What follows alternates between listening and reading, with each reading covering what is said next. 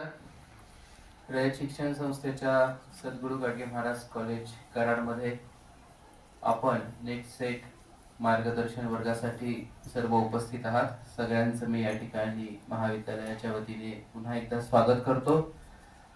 खरं तर आज याचा दुसरा दिवस आहे आणि आज या कार्यक्रमामध्ये प्राध्यापक डॉक्टर अजित लिपारे, सहाय्यक प्राध्यापक हिंदी विभाग, हे आपल्याला कॉम्प्रिहेन्शन या विषयावर मार्गदर्शन करणार आहेत. त्या संदर्भामध्ये सरांचा अभ्यास आहे, भाषेवर प्रभुत्व आहे. तर मी आजचे जे आपले प्रमुख वक्ते आहे, मार्गदर्शक आहे, त्यांचं स्वागत करण्याची विनंती प्राध्यापक डॉक्टर वनपट्टे सरांना करतो.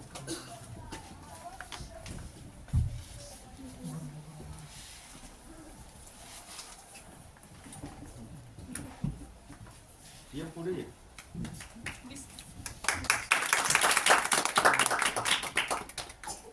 या कार्यक्रमाचे जे संयोजक आहेत प्राध्यापक डॉक्टर वनपट्टे सर, यांचं स्वागत करूया. मी नम्रता भिंगारदेवे यांना विनंती करतो की त्यांनी सरांचं पुष्पगुच्छ देऊन स्वागत करावं.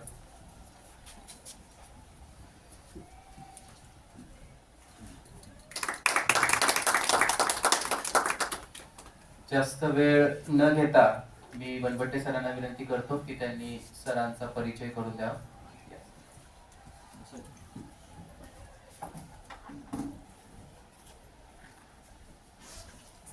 Good morning. आजचा आपला हा तिसरा दिवस आहे. पहिल्यांदा टीचिंग ॲप्टिट्यूड आणि इनॉग्रेशन घेतलं, काल रिसर्च ॲप्टिट्यूड झालं. आज या ठिकाणी कॉम्प्रिहेन्शन अँड ॲनालिटिक्स याच्यावरती बोलण्यासाठी डॉक्टर अजित लिपारे सर इथं आलेले आहेत. आपण त्यांचं स्वागत पण केलेलं. आपले इथलेच हिंदी डिपार्टमेंटचे आहे. या PPT मध्येच नाही तर तुम्हाला फीडबॅकचा फॉर्म दिलाय, तोही तुम्ही भरत चला, लगेच भरत चला आणि मनसोक्त भरत चला. काल तुमच्या चर्चा आम्ही ऐकल्या त्यावेळी बरं वाटलं की बाबा तुम्ही अलर्ट आहे. हा फीडबॅक फॉर्म इथं लेक्चरला बसलोय म्हणून करायचं नाही, तो तर करायचंच आहे. समजा एखाद्या वेळा तुम्ही आला नाही आणि घरी युट्यूबवरती बघितलं तर तो बघून सुद्धा तुम्ही फीडबॅक द्यायचा आहे. फीडबॅक कशासाठी आहे? एक म्हणजे तुमचा अटेंडन्स आहे, लाईव्ह वर्गात असेल किंवा ऑनलाईन असेल, त्याच्यामधून तुम्हाला त्या लेक्चरमधून तुम्हाला त्या टॉपिकची माहिती कितपत मिळाली किंवा आणखी काय मिळणं आवश्यक आहे, किंवा लेक्चरविषयी तुमचं मत काय आहे, किंवा काय अपेक्षा तुमच्या कराव्यात, उणिवा काय आहे, ते त्याच्यामध्ये एक पॉईंट ठेवलेला आहे. तो सुद्धा त्याच्यामधून तुम्ही द्यायचे आहे. म्हणजे तुम्ही आज समजा द्यायचं राहिलं तरी उद्या द्या, परवा द्या, एका ओळीनं प्रत्येक लेक्चरचं देत राहा फीडबॅक. कारण काय तर त्याच्यामध्ये बदल करता येईल. कारण हे आपले आहेत, रोजचे आहेत. आम्ही याला पाहुणे आले, वक्ते आले, बोलले गेले असं स्वरूप आणलेलं आहे काय. पण तसं नाही, आपल्या वर्गात सर शिकवायला येतात की नाही, तसेच आम्ही त्यांना सांगतो हिंदी डिपार्टमेंटकडनं एक वक्ता आम्हाला पाहिजे, की तिथे हिंदीची मुलं आहेत तशी इतर विषयाची, तसं तुमच्या डिपार्टमेंटचं बी कोणतरी येणार आहे की नाही, तसं बाहेरचं येणार तो बी कुठल्या तरी डिपार्टमेंटचं असतं PGच्या विद्यार्थ्यांसाठी. आता come to the point, Lipare sir खरं गेल्या वर्षी सुद्धा त्यांचं होतं, मला आठवत होतं, पण तो त्यांचे लेक्चर झालं नव्हतं की त्यांचे वडील गेल्या वर्षी त्यांचं लेक्चर होतं, त्याच्या आदल्या 1-2 दिवस 5-6 दिवस आधीच त्यांना सोडून गेले. ते पोरके झाले, पण आम्हाला संदीप पोरासारखी सांभाळायची मिळाली त्यांना. हे सांगायचं कारण असं की त्यांच्याच वडिलांनी, हे मला आत्ता कळालं की 2005 साली त्यांचे वडील प्राचार्य होते याच कॉलेजचे.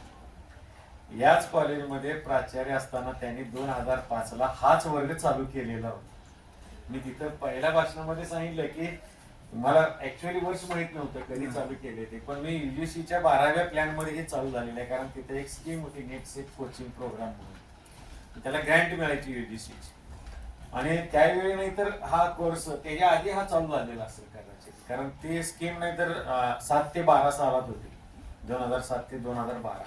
त्याच्या आधी 2 वर्ष म्हणजे नेट सेट होणं आवश्यक आहे. त्यासाठी मार्गदर्शन वर्ग दूरदृष्टीच्या प्राचार्याने चालू केलेला आहे. मला अभिमान आहे की 20 वर्षे आता हाय म्हणायला हवं. त्यावेळी छोट्या प्रमाणात बसत असेल, फिरत असेल, सगळीकडे पोहोचलेलं नसेल. आम्ही पण पोहोचलेलो नव्हतो. कोरोनाचं हे एक भाग्य आहे, म्हणजे लाभ आहे की कोरोनाच्या काळात आम्ही ऑनलाईन करायचं ठरवलं आणि 3,500 पार्टिसिपंट होते. त्यावेळी 40 विद्यार्थी महाराष्ट्रातनं. एक तर मला इष्टीतनं फोन आला, सर मी राजवीर बोलतोय. म्हटलं काय झालं? पास झालो म्हटलं सेट इतक्यानं. तुम्ही कुठं आहे? मी कंडक्टर आहे म्हटलं इष्टीतनंच फोन केलाय. म्हणजे आमच्या व्हॉट्सअप ग्रुपला होता, त्यानं तिथं रिझल्ट बघितला, लिस्ट बघितली, तिथनं मला फोन केला त्यानं की मी कंडक्टर आहे, एसटीत आहे, तुमचं युट्यूबला ऑनलाईनला मी जॉईन आहे, युट्यूब बघून मी सेट पास झाले म्हटलं जॉग्राफीमध्ये. विशेष म्हणजे त्यानं त्याच्यानंतर तो टेट सुद्धा पास झाला आणि आता प्राथमिक शिक्षक म्हणून आदिवासी एरियात लागला, बुलढाण्याचा. तिकडे लांबचा आहे, अजून माझ्या टच मध्ये आहे. मला किती बरं वाटतं. आम्ही काही त्याला बघितलं सुद्धा नाही. त्याला म्हणतो तुझं फोटो, सर्टिफिकेट सगळं दे पाठवून, रेकॉर्ड करून ठेवले, त्याचे काय चॅटिंग केले त्याचं स्क्रीनशॉट काढून ठेवले. तेव्हा उद्या म्हणायला नको तिकडे कशाला मला गेलता शिकवायला, इथली पोरं करायला बाहेर असं होऊ शकतं. पण मी ज्याचं नाव तुमच्या लिस्टमध्ये आलेले आहे, कोण कोण आहेत त्या सगळ्यांचे प्रूफ त्यांच्याकडनं वधवून घेऊन मगच केलेलं आहे. जसं काल भदानी सरांचं सांगितलं तसं एक लेक्चर बसलोय म्हटले, पण त्याच्यामुळे इन्स्पिरेशन मिळतं. आम्ही असं म्हणत नाही की आमच्या एका लेक्चरनं तू पास झालास म्हणून, पण आमचं एक लेक्चर तुमच्या यशामध्ये खारीचा वाटा राहील. ह्या प्रत्येक विषयाची ओळख आहे. याचा विषय आहे कॉम्प्रिहेन्शन, वाचन, आणि त्याचं आकलन कसं करायचं. आम्ही माप वाचतो. सरने मला एक पुस्तक दिले, माझी परीक्षाच बघायला ते घेऊनच फिरते, मला हसतील ते सारखं तुम्ही वाचताय म्हणून. त्यातल्या मराठी शब्दांचा अर्थ बघायला मी पुन्हा नेटवर जातोय शब्दकोश. असण्याची फुले हा मला शब्द सापडलाय. मोर ओरडतो, त्याला काय शब्द आहे? मोर ओरडतो, तर त्याच्यामध्ये मला गावला. केकावली मी कुठं मोरपंतांची ऐकली होती, केका रव म्हणजे मोराचं ओरडणं. हे आपण मराठीत असून आपण लय मराठीत शहाणे असं समजू नका. मराठी येते बोलतोय म्हणजे आपण त्यातली काही अक्कल नाही, फक्त कम्युनिकेशन करतो. कॉम्प्रिहेन्शन जमत नाही, समजलं? कम्युनिकेशन करते, कॉम्प्रिहेन्शन जमत नाही. हे मला त्याच्यामुळे मलाच नाही, मराठीच्या कुठल्याच डिपार्टमेंटला कुठल्याच प्राध्यापकाला विद्यार्थ्याला आलं नाही मोराच्या ओरडण्याला काय म्हणतात. लक्षात? हे कसं ते वाचल्यावर त्याचा डिक्शनरी अर्थ ऑनलाईन काढल्यावर मग कळालं. अजित सरांचे वडील प्राचार्य होते, त्यांनी हे चालू केले.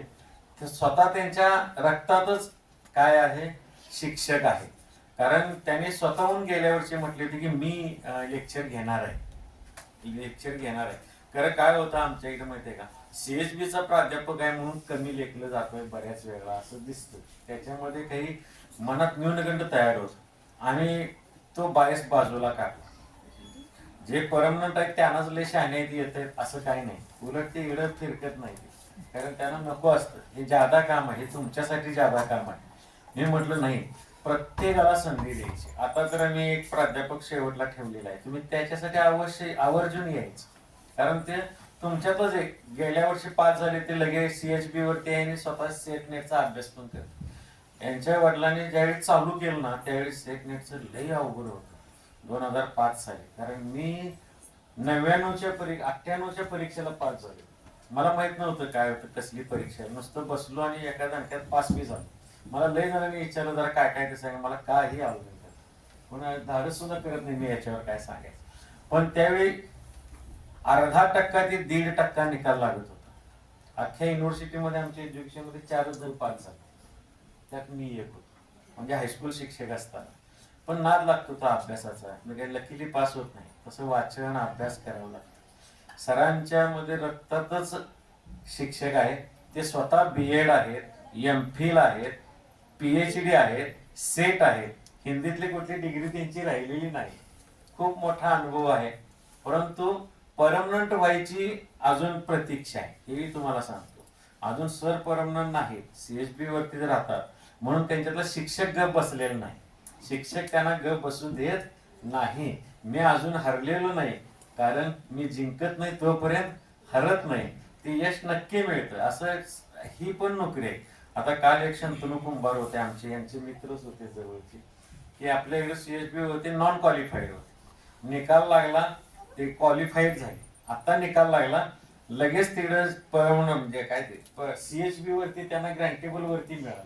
उड्या मारत आला माणूस काल, आणि उड्या मारत पत्र घेऊन गेला, सर मी पास झालो, मला परमनंट वरती मिळालं. म्हणजे आज नुसतं साधं नॉन क्वालिफाईड CHP म्हणून पैसे मिळाले, तुम्हाला तर काम मिळालं तर काय नको आहे काय कोणाला? पाहिजेच आहे ना. काहीतरी 10,000 पगार मिळते, मग 20,000, 40,000, लगेच परमनंट होऊन 2-3 लाख पगार पाहिजे असले कशाला अपेक्षा? स्टेप बाय स्टेप जाऊया ना.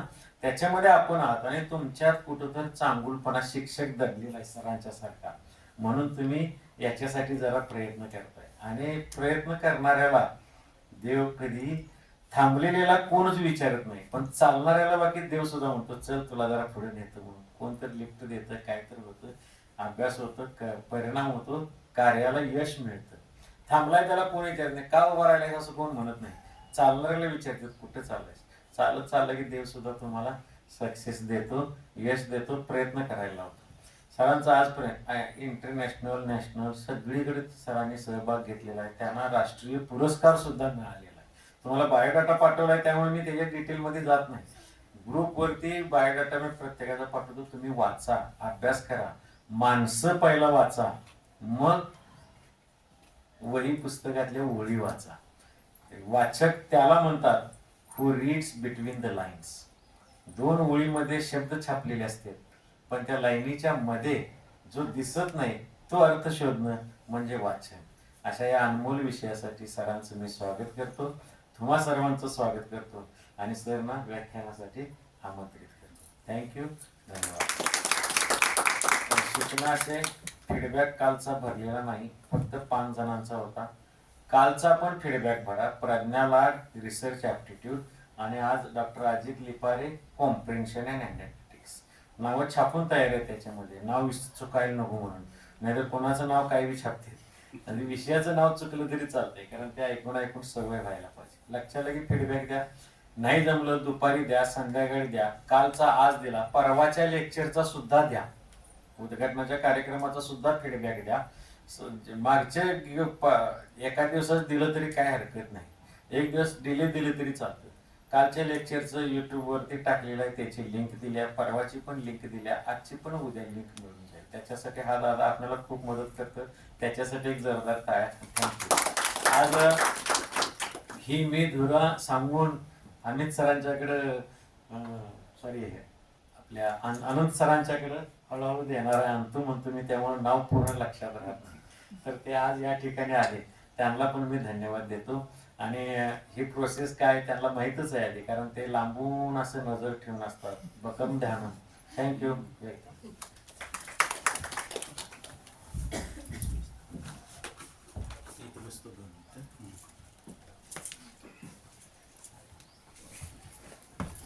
धन्यवाद सर. आपल्या महाविद्यालयामध्ये नेटसेट मार्गदर्शन वर्ग गेले कित्येक वर्ष चालतात. त्या वर्गाचं नियोजन करणं, त्याचं स्वरूप आखणं, सर्व बाकीची कामे करणं, यासाठी आपल्या महाविद्यालयातील शिक्षणशास्त्र विभागाचे प्रोफेसर डॉक्टर वनबट्टे सर अगदी तत्परतेने सर्व काम पाहतात. शिक्षणशास्त्र दृष्टिकोनातून त्यांचा अनुभव तर चांगला आहेच, परंतु ते खूप चांगले टेक्निशियन्स आहेत. बऱ्यापैकी ते कामे हे टेक्निकल रूपात करत असतात. आपणास त्याची प्रचिती या ठिकाणी आलेलीच आहे की परत लगेच आपल्या फीडबॅक फॉर्म इथे QR कोडच्या माध्यमातून आपण तो स्कॅन करून तो भरू शकता.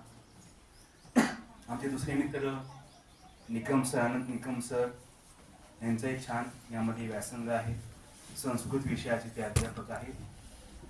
त्यांनी आमच्यामध्ये, आम्ही सुद्धा हिंदी विषयाचा मी आहे, हिंदीची पण मी जेव्हा कार्यशाळा आयोजित करतो नेटसीटची, तर त्यामध्ये त्यांनी सुद्धा जे साहित्यशास्त्र असतं त्याला आपण काव्यशास्त्र म्हणतो, इंग्रजीमध्ये त्याला क्रिटिसिझम असे म्हणतात, त्याचे त्यांनी छान प्रकारे व्याख्यान मार्गदर्शन दिलेलं होतं.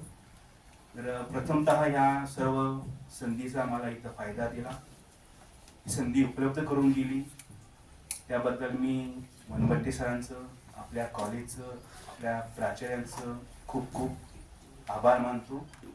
आणि आता या ठिकाणी आज तुम्हाला टॉपिक दिलेला आहे कॉम्प्रेन्शन, ह्या आम्ही सुरुवात करतो. ठीक आहे.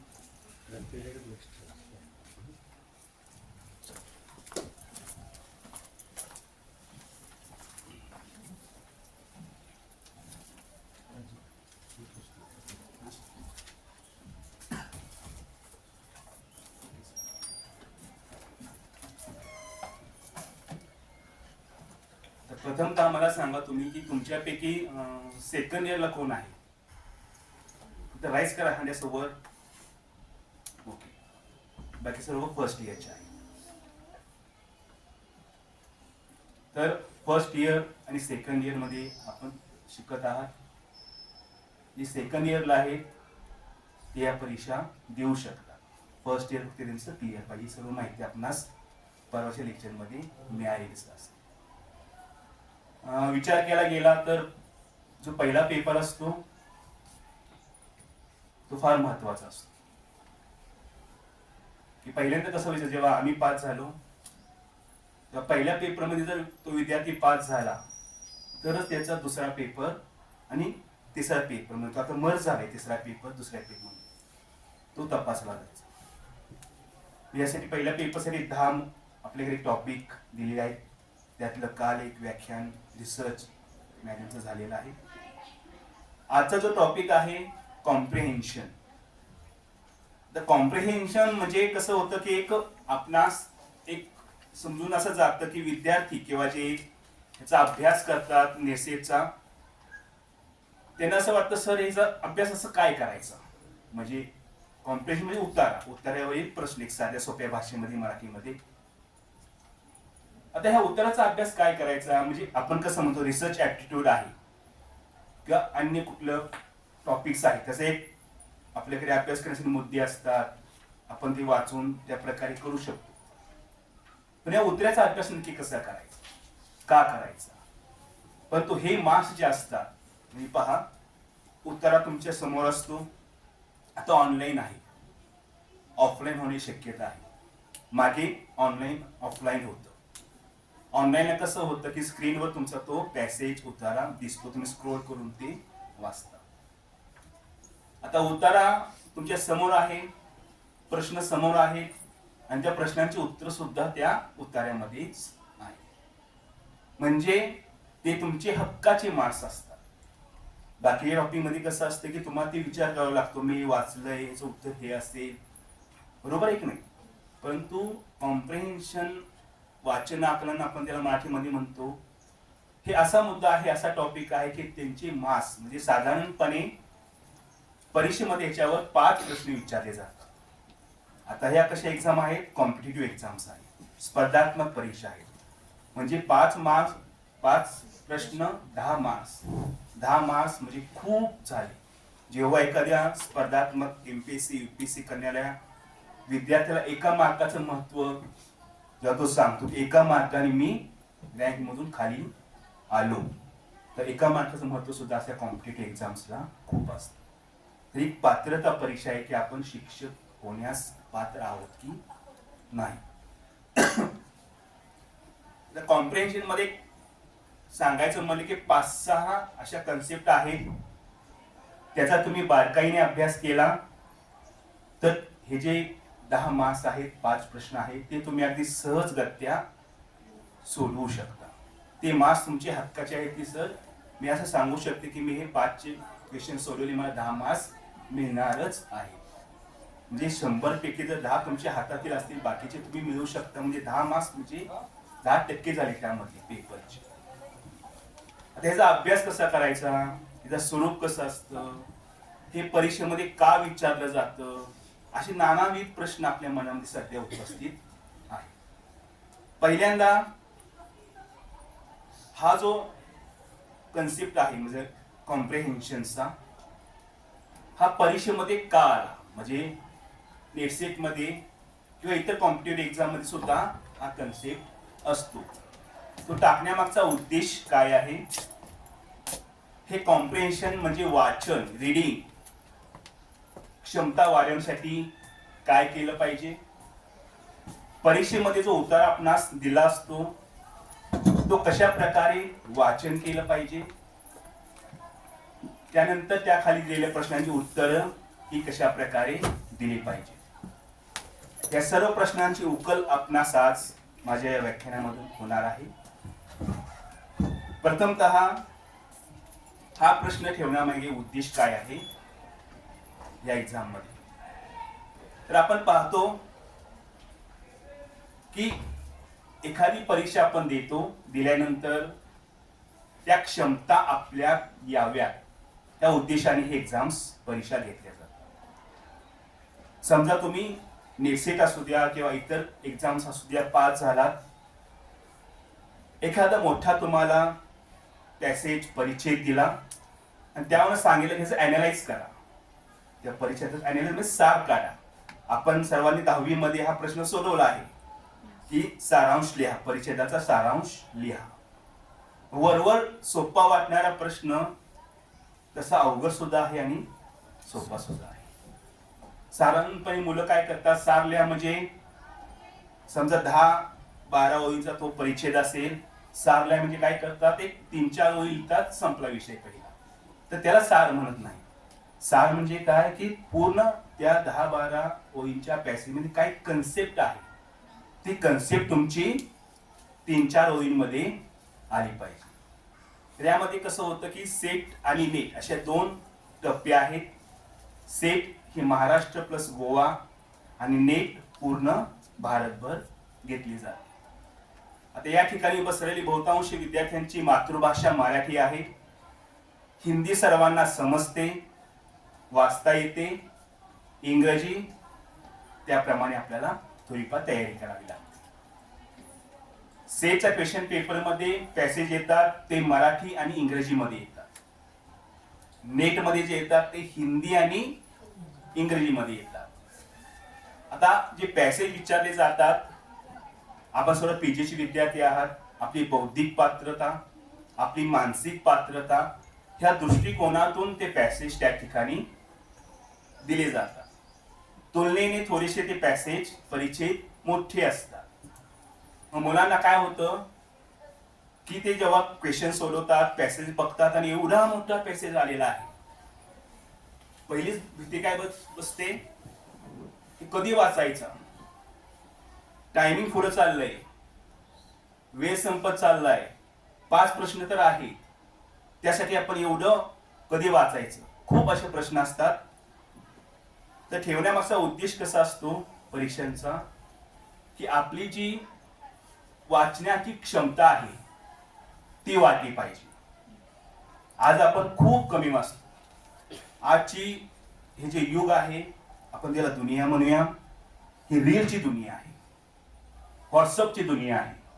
व्हॉट्सअपमध्ये पण आपण काय करतो, खूप कमी लिहितो, गुड मॉर्निंग GM, बस एवढंच लिहायचं. म्हणजे लिहिण्यामध्ये सुद्धा आपण हे करतो, संभाषण खूप लांबची गोष्ट राहिलेली आहे. एकत्र जेव्हा तुम्ही लोक येतात, पहिले जेव्हा लोक एकत्र यायची म्हणजे एखाद्या कार्यक्रमाला वगैरे, तेव्हा हे मोबाईल वगैरे काही नव्हते, एक दुसऱ्यांशी ती बोलायची. आता काय होतं, एकत्र येतातच, सर्वांच्या माना त्या मोबाईलमध्ये अडकलेले असतात. म्हणजे आपलं इथं काय होतं, कम्युनिकेशन कमी होतं. वाचन आपण पूर्ण बंद केलेलं आहे, सर्व आपल्याला रेडीमेड पाहिजे.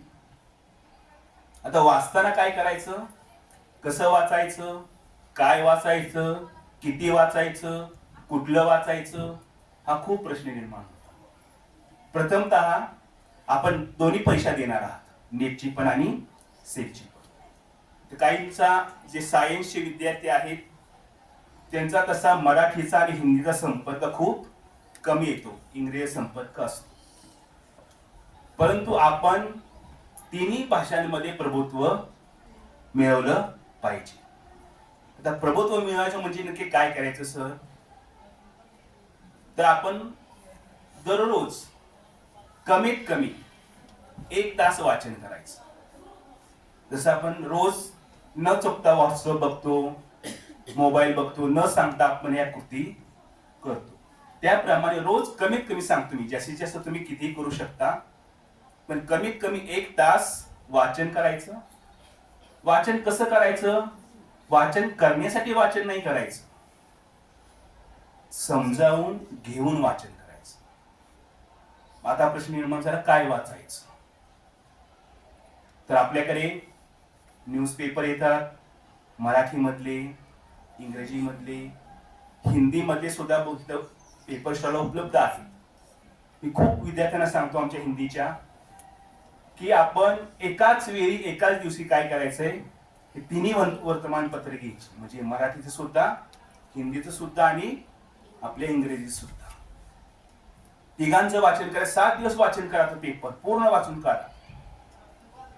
वाचून काढल्यानंतर तुम्हाला समजून जाईल की मराठीमधल्या बातम्या हिंदीमध्ये आहेत, हिंदीतल्या बातम्या इंग्रजीमध्ये आहेत. पण याचा फायदा काय होईल की तुमची व्होकॅब्युलरी जी असते, शब्दसंपदा हे ना, शब्दसंपदा म्हणजे तुम्हाला एखादं इंग्रजी वाचले समजत का नाही, ते शब्दांचा अर्थच आपल्याला माहित नसतो.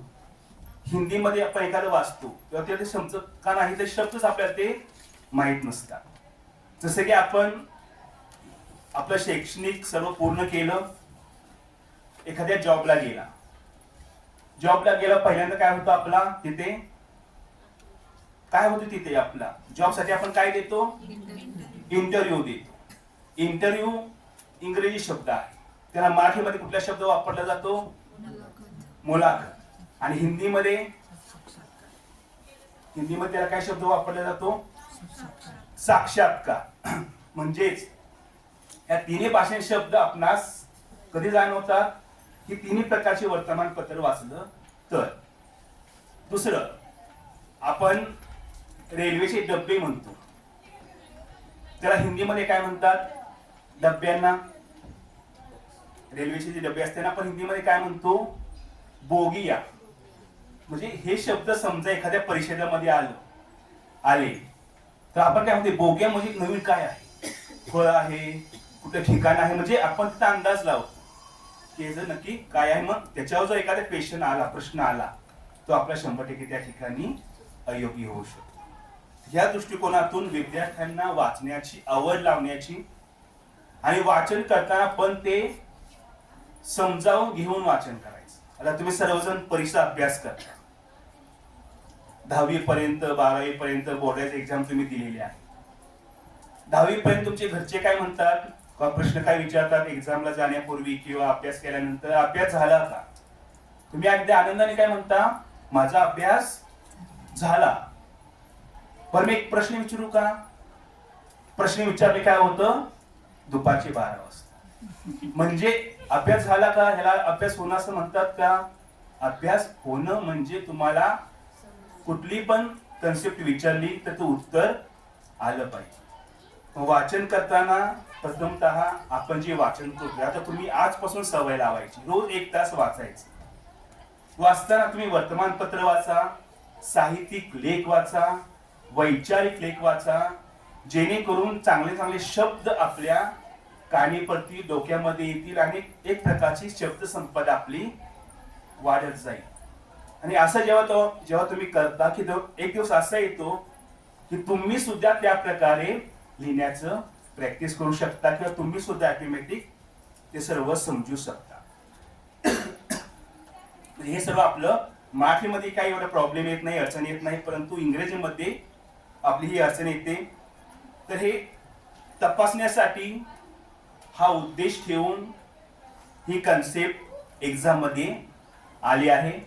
तुमचं ग्रास्पिंग किती होतंय, ग्रास्पिंग म्हणजे त्यात तुम्हाला किती समजतंय, आकलन किती होतंय, हे विकसित करण्यासाठी ही एक्झाम मध्ये ही काय करले जातात की तुमचं कन्सेप्ट ठेवले जातात. त्यानंतर एखाद्या शब्दाचा अर्थ लावणे, म्हणजे आपण जोड्या जुळवा हा प्रश्न सोडवलाय सर्वांनीच. लहानपणापासून अगदी 5वी पासून तो क्वेश्चन आपल्या एक्झाम मध्ये असतो. 4 असतात पर्याय आणि त्याला 4 उत्तर, इकडे 5 उत्तर असतात. एक जास्त दिलं असतं, त्यातले तुम्ही काय करा, अंदाज एक 2-3 माहित असतात, 2 माहित असतात किंवा 3 माहित असतात. मग 2चा प्रश्न असतो किंवा 1चा प्रश्न असतो, त्या 2 पैकी कुठलं. तर तुम्ही काय करता, तर लॉजिकली अनालाइज करता की ह्यापैकी कुठलं असू शकतं. जो मुख्य मुद्दा आहे त्याला रिलेव्हंट कुठलं उत्तर आहे ते तुम्ही तपासता आणि तिथं लॉजिकली, म्हणजे 100% तुम्हाला शुअर शॉट नाही की हे उत्तर आहे, लॉजिकली तुम्हाला ते माहित होऊन जातं, तुम्ही ते टिक मार्क करता. ऑब्जेक्टिव्ह क्वेश्चन पेपर आपले सर्व असतात, त्या ठिकाणी तुमचा स्टडी हा टू द पॉइंट असणंच अपेक्षित आहे. येस नो एवढंच असतं त्यामध्ये, येस नो असं नसतं 50-50%, बरोबर आहे ना. तर हे क्षमता तपासण्यासाठी तुमचे तिन्ही भाषेचं, आता समजा कधी कधी काय होतं की एका साईडला तुमचं मराठी भाषांतर असतं, त्याचंच इंग्रजी किंवा नेट मधलं तर हिंदी. तर एखादा कन्सेप्ट समजा आपल्याला मराठीमधला समजा नाही तर आपण काय करतो, इंग्रजीमध्ये वाचतो, किंवा इंग्रजीमधला समजला नाही तर आपण तोच मराठीमध्ये परिचय वाचतो. नेटचं पण आपण तसंच करतो. तर ह्यासाठी तिन्ही भाषेंवर आपलं प्रभुत्व, शब्दसंपदा असणं आवश्यक आहे. त्यासाठी वाचन करण्याशिवाय पर्याय नाही, कारण की कॉम्प्रिहेन्शन म्हणजेच वाचन, आकलन त्याचा अर्थ होतो. आणि वाचन जेवढं तुम्ही जास्त कराल, नियमित कराल, तरच त्याला तुमचं काय होणार आहे. आता जे येणार आहे नेट किंवा भविष्यामध्ये येणाऱ्या नेक्स्टच्या एक्झाम, त्यांना हा टॉपिक तुम्हाला हक्काचे 10 मार्क्स मिळवून देऊ शकणारच. हा कॉन्फिडन्स मनामध्ये ठेवायचा.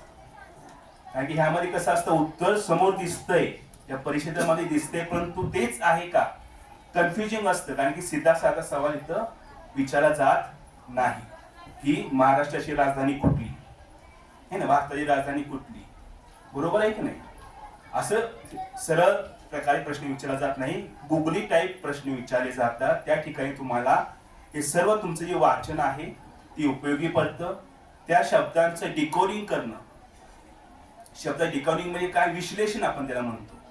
या शब्द समजा आता आपण म्हणतो की बातम्या, बातम्या शब्द घेतला त्याला आपण समाचार हिंदीमध्ये म्हणतो, न्यूज आपण त्याला इंग्रजीमध्ये म्हणतो. पण कधी आपण त्या न्यूज ह्या शब्दावर फोकस केलाय का?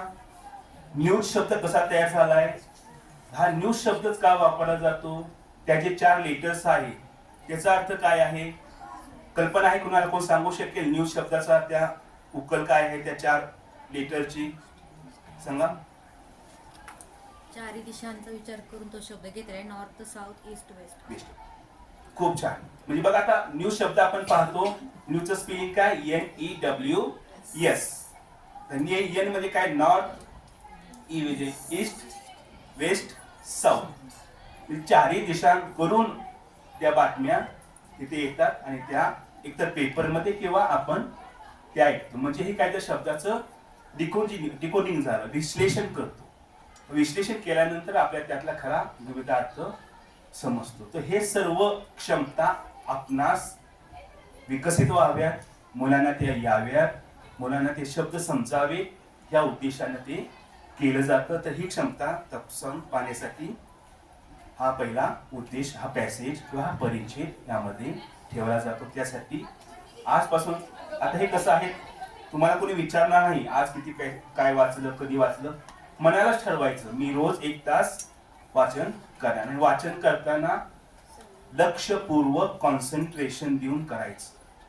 नाही तुम्ही बसलाय घरामध्ये, शेजारी येतोय भजीचा वास, असं मनामध्ये सुद्धा आणायचं नाही. मग काय होतं, आपलं डायव्हर्ट होतं लक्ष, बरोबर आहे. लक्ष डायव्हर्ट, समजा आपण एक वाहन चालवतोय है ना, नजर चुकी दुर्घटना घडली असं आपण म्हणतो का, तर थोडी जरी आपण नजर हलवली तरी आपण अपघाताला निमंत्रण देतो. तर हेच वाचनाचं गुण आहे.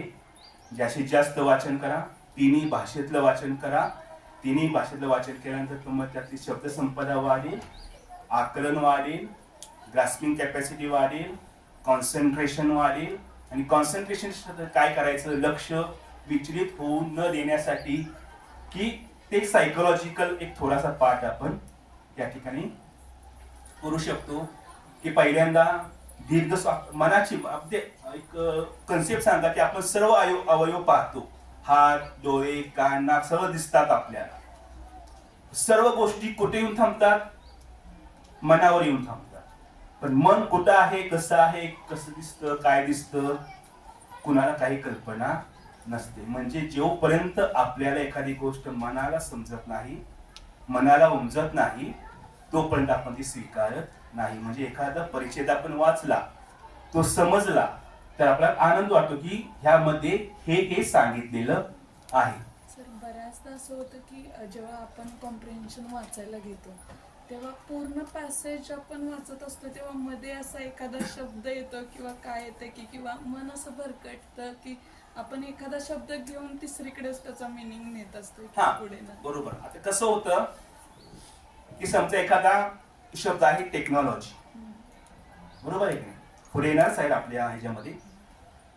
तर आपलं कसं होतं टेक्नॉलॉजी शब्द संबंधी आपण अगोदर काहीतरी वाचलं असतं, त्या सर्व कन्सेप्ट आपण काय करतो तिथं फॉलो करायला लागतो, मग ते आठवायचा प्रयत्न करतो.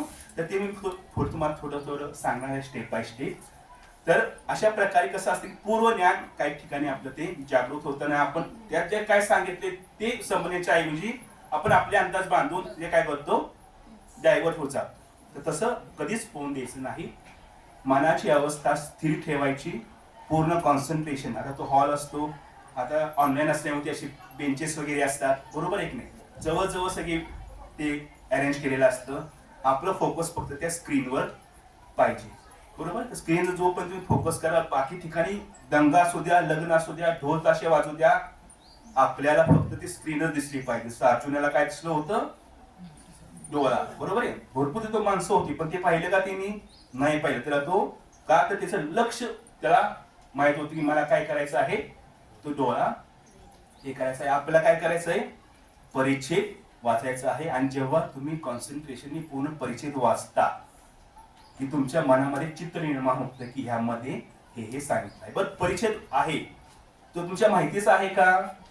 अनसीन आपण त्याला म्हणतो इंग्रजीमध्ये, अपठित आपण त्याला मराठीमध्ये म्हणतो. हे हा तुम्हाला माहीत नसतो. जे माहीत असते ते आपलं पटकन समजतं, म्हणजे माहीतच नाही ते समजण्यास थोडंसं अवघड जातं. परंतु अवघड काहीच नाही, केलं तर सर्व सोपं आहे. तर अगोदर तुम्ही वाचन करायचं, खूप वाचन जेवढं करा तेवढं तुमचं काय होणार आहे की ह्या जो परीक्षेमध्ये वाचनाचं स्पीड जे असतं, आता लहान मुलांचं तुम्ही वाचन पाहिलं आहे किंवा शाळेमध्ये घरामध्ये शिकवलं काय जातं की बोट ठेवून वाच, त्या ओळीवर बोट ठेवून वाच. का तर त्या मुलाची मानसिक तेवढी नसते की ते डोळ्यांनी ते ग्रास्पिंग करेल, बरोबर. त्यासाठी तो बोट ठेवून ते लहान मुलं असतं. तसं आपलं मानसिकता बुद्धिमत्ता वाढत जाते. त्याप्रमाणे आपण वाचण्याचं प्रकार सुद्धा बदल केला पाहिजे की आपण नजरेने वाचलं पाहिजे. नजरेनेच वाचतात, परंतु नजर जशी फिरते तसं आपलं फट ते वाचन झालं पाहिजे. मग ह्या सर्व क्षमता, ह्या न दिसणाऱ्या क्षमता तुमच्यामध्ये विकसित करण्याच्या उद्देशाने हा पॅसेजचा प्रश्न या ठिकाणी विचारला जातो. खूप सोपा आहे, सरळ आहे, छान आहे. हातातले मांस आहे आणि हातातली संधी आपण जशी सोडतो तशी ही मांस सुद्धा सोडायची नाहीत. काही संधी पुन्हा पुन्हा येत नाहीत, हे मांस पुन्हा पुन्हा येणार नाहीत. पहिल्या आठवणी सरांना आता सांगितलं की IPL मध्ये होणारी मुलं सुद्धा आहेत, त्यांचा सेकंड इयरचा निकाल येणार आहे. त्याच्या अगोदरच नेट किंवा सेट एक्झामचा निकाल हाती आलेला आहे. खूप उदाहरणं आहेत. तर त्याचा सर्वांचा आदर्श घ्या. जगात काय चाललंय तुम्ही आता पेपरला वाचला असेल, ह्याला वाचला असेल, तिकडे लक्ष द्यायचं नाही. मला हे करायचं आहे, मी हे करणारच आहे आणि हे केल्याशिवाय मी शांत बसणार नाही. जोपर्यंत तुमच्या मनामध्ये ही आग पेटत नाही तोपर्यंत तुम्ही काही करू शकत नाही. आमचं व्याख्यान मी देतोय, सर सांगता, सर अरेंज करता, तुम्हाला आम्ही काय करतो पाण्यापर्यंत घेऊन पोहोचवतो. तुम्हाला पाणी जर प्यायचं नसेल तर आम्ही काय करणार? तुमचं जरी तोंड बुडवलं त्याच्यामध्ये तुम्ही पिणार आहात का? हे सर्व क्रिया तुम्हाला स्वतःलाच करायचं आहे. तर हे सर्व ते सुप्त गुण आहेत, हे विकसित करण्याच्या उद्देशाने हा परिच्छेद यामध्ये म्हणजे हा प्रश्न परीक्षेमध्ये ठेवला जातो. आता हे विकसित करण्यासाठी काय काय करायचं? आता मी जे सांगितलं त्यामध्येच की सर्व प्रकारची वर्तमानपत्र, मासिक, वैचारिक लेख, साहित्यिक लेख या सर्वांचं वाचन आपण सातत्याने ठेवणं गरजेचं आहे. वाचन करताना जसं मी म्हटलं की माइंडसेट सर्वात महत्वाचा आहे. तो परिच्छेद किंवा आपण एखादं बातमी वाचतो ती आपल्याला माहित नसते, मग आपल्या मनात प्रश्न काय होतात की हे कशाला वाचतोय मी, हे वाचून माझा फायदा काय आहे, कशाला वेळ घालू ह्याच्यामध्ये, ह्याच्यापेक्षा मी दुसरा एखादा टॉपिक तयार करतो. परंतु तसं समजून द्यायचं नाही. कंटाळवाणा अजिबात करायचं नाही. वाचनामध्ये कंटाळा करायचा नाही. काही मुलं काय करतात की वाचण्यासाठी नुसतं वाचत बसतात, पण काय वाचायचं त्यांना समजत नाही. तर वाचण्यामध्ये बिलकुल पण कंटाळपणा करायचा नाही. शांत मनाने वाचायचं. शांत मनाने केलेली कुठलीही कृती ही आपणास चांगलाच मार्ग दाखवते. त्यासाठी शांत मनाने वाचायची, पूर्णपणे आपलं लक्ष त्या ठिकाणी केंद्रित करायचं आपलं माइंड सेट करायचं. मला आता हे करायचं आहे, मी 1 तास कुठंच लक्ष देणार नाही, कुठला मोबाईल वाजू दे, कुणी बोलवू दे, काहीच करायचं नाही, फक्त हे वाचणार आहे. तेव्हा तुम्हाला काय होणार आहे, हे हळूहळू हळूहळू हे सर्व सवय लागून जाणार आहे. पटकन तुम्हाला लगेच त्या कृती होणार नाही. हळूहळू काय करणार तुम्ही, स्टेप बाय स्टेप. तुम्ही आज समजा एक 15 मिनिटं सलग वाचायचं, नंतर अर्धा तास, 1 तास, नंतर तुम्ही कंटिन्यू जास्त वेळेसाठी करू शकता. तर अशा प्रकारे जर तुम्ही ही वाचनाची क्षमता विकसित केली तरच हा प्रश्न तुम्ही चांगल्या प्रकारे सोडवू शकता. दुसरं, आता तुम्हाला म्हटलं की वर्तमानपत्र वाचा. वर्तमानपत्र वाचताना आपलं किंवा तुमच्या सर्वांचं लक्ष कुठल्या पृष्ठावर असतं, पेजवर असतं, शेवटच्या. म्हणजे सर्वांचंच असतं असं नाही, पण बहुतांश मुलं काय करतात, वर्तमानपत्राचं शेवटचं पेज हे कसं असतं, रंगीन संगीन असतं, चित्रपट सृष्टीशी संबंधित असतं. हा ह्याच्याबरोबर पळून गेला, हिनी 4थं लग्न केलं, हिनी असं केलं, म्हणजे त्या बातम्या वाचण्यामध्ये आपला इंटरेस्ट असतो. अवश्य वाचा.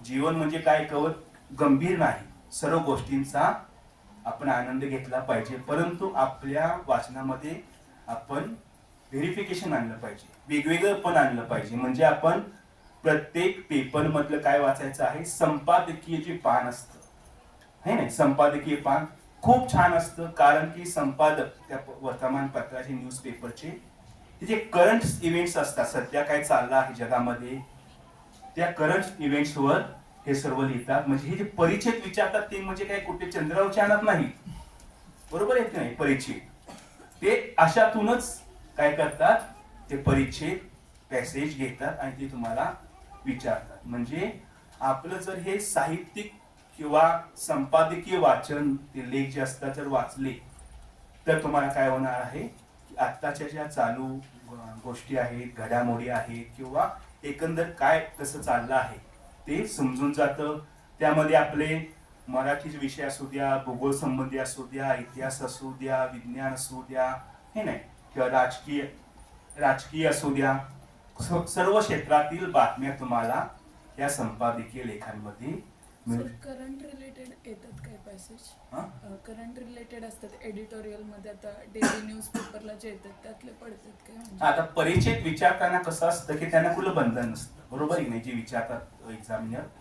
त्यामध्ये तुम्ही जसे विचारले की चालू घडामोडी का करंट इव्हेंट्स, तेव्हा सुद्धा ते विचारले जाऊ शकतात. असं नाही की त्यांना स्पेसिफिक त्यांना क्षेत्र दिलं नाही की तुम्ही त्यातले विचारा म्हणून. परंतु तुमचं जर वाचन सर्वांगपूर्ण असेल, सर्व विषयांचं तुम्ही जर वाचन करत असाल, तर तुम्ही एखादा अनसीन पॅसेज जेव्हा तुम्ही वाचत असाल तर कुठे ना कुठे रिलेट होतं की हा पॅसेज हिस्ट्रीशी रिलेटेड आहे, हा पॅसेज पॉलिटिक्सशी रिलेटेड आहे, सोशॉलॉजीशी रिलेटेड आहे, किंवा अन्य सायन्सशी रिलेटेड आहे. मग त्या पद्धतीने आपणास काय होतं की नाही म्हणलं तर एक 40% आपणास थोडंसं समजण्यास सोपं होतं. जसं की आपण परदेशात गेलो आणि त्या ठिकाणी एक जरी भारतीय सापडला तरी आपला किती आनंद होतो, तसं या ठिकाणी आहे. म्हणजे थोडं जरी आपणास काय होतं की माहिती झाली त्या पॅसेजची तर आपणास तो समजण्यास सोपा जातो. तर या प्रकारे हे सर्व वाचन आपण केलं पाहिजे. विकसित करण्यासाठी पहिल्यांदा आपलं माइंडसेट, ह्यामध्ये सर्वात माइंडसेट महत्वाचं आहे, बाकी काही नाही. म्हणजे सायकोलॉजिकल दृष्टी विचार केला तर आपलं माइंडसेट सर्वात या ठिकाणी महत्वाचं आहे. जेवढं तुम्ही शांतपणे, आता स्क्रीन ऑनलाईन आहे, स्क्रीनवर कसं होतं की तुमचं स्क्रोल डाऊन करावं लागतं, पॅसेज त्या पूर्ण स्क्रीनवर कधी बसतो कधी बसत नाही. म्हणजे तो कधी स्क्रोल डाऊन करून पुढे जातो, कधी खाली येतो. मग काय होतं की आपलं वर काय सांगितलंय, वर काय वाचलंय ते विसरून जातो, खाली काय वाचलंय ते विसरून जातो. या दृष्टिकोनातून थोडंसं काय करायचं आहे की आपलं लक्ष केंद्रित करून त्या ठिकाणी वाचन केलं पाहिजे. आता यानंतर सर एक रिक्वेस्ट होती, MSc बायोटेकच्या विद्यार्थ्यांना जरा कार्यक्रम आहे खाली. कोण आहे का MSc बायोटेकचं? कधी आहे सर काय? आता चालू झालाय, बोलवलंय खाली. सुरूच आहे का? चालेल, थँक्यू सर.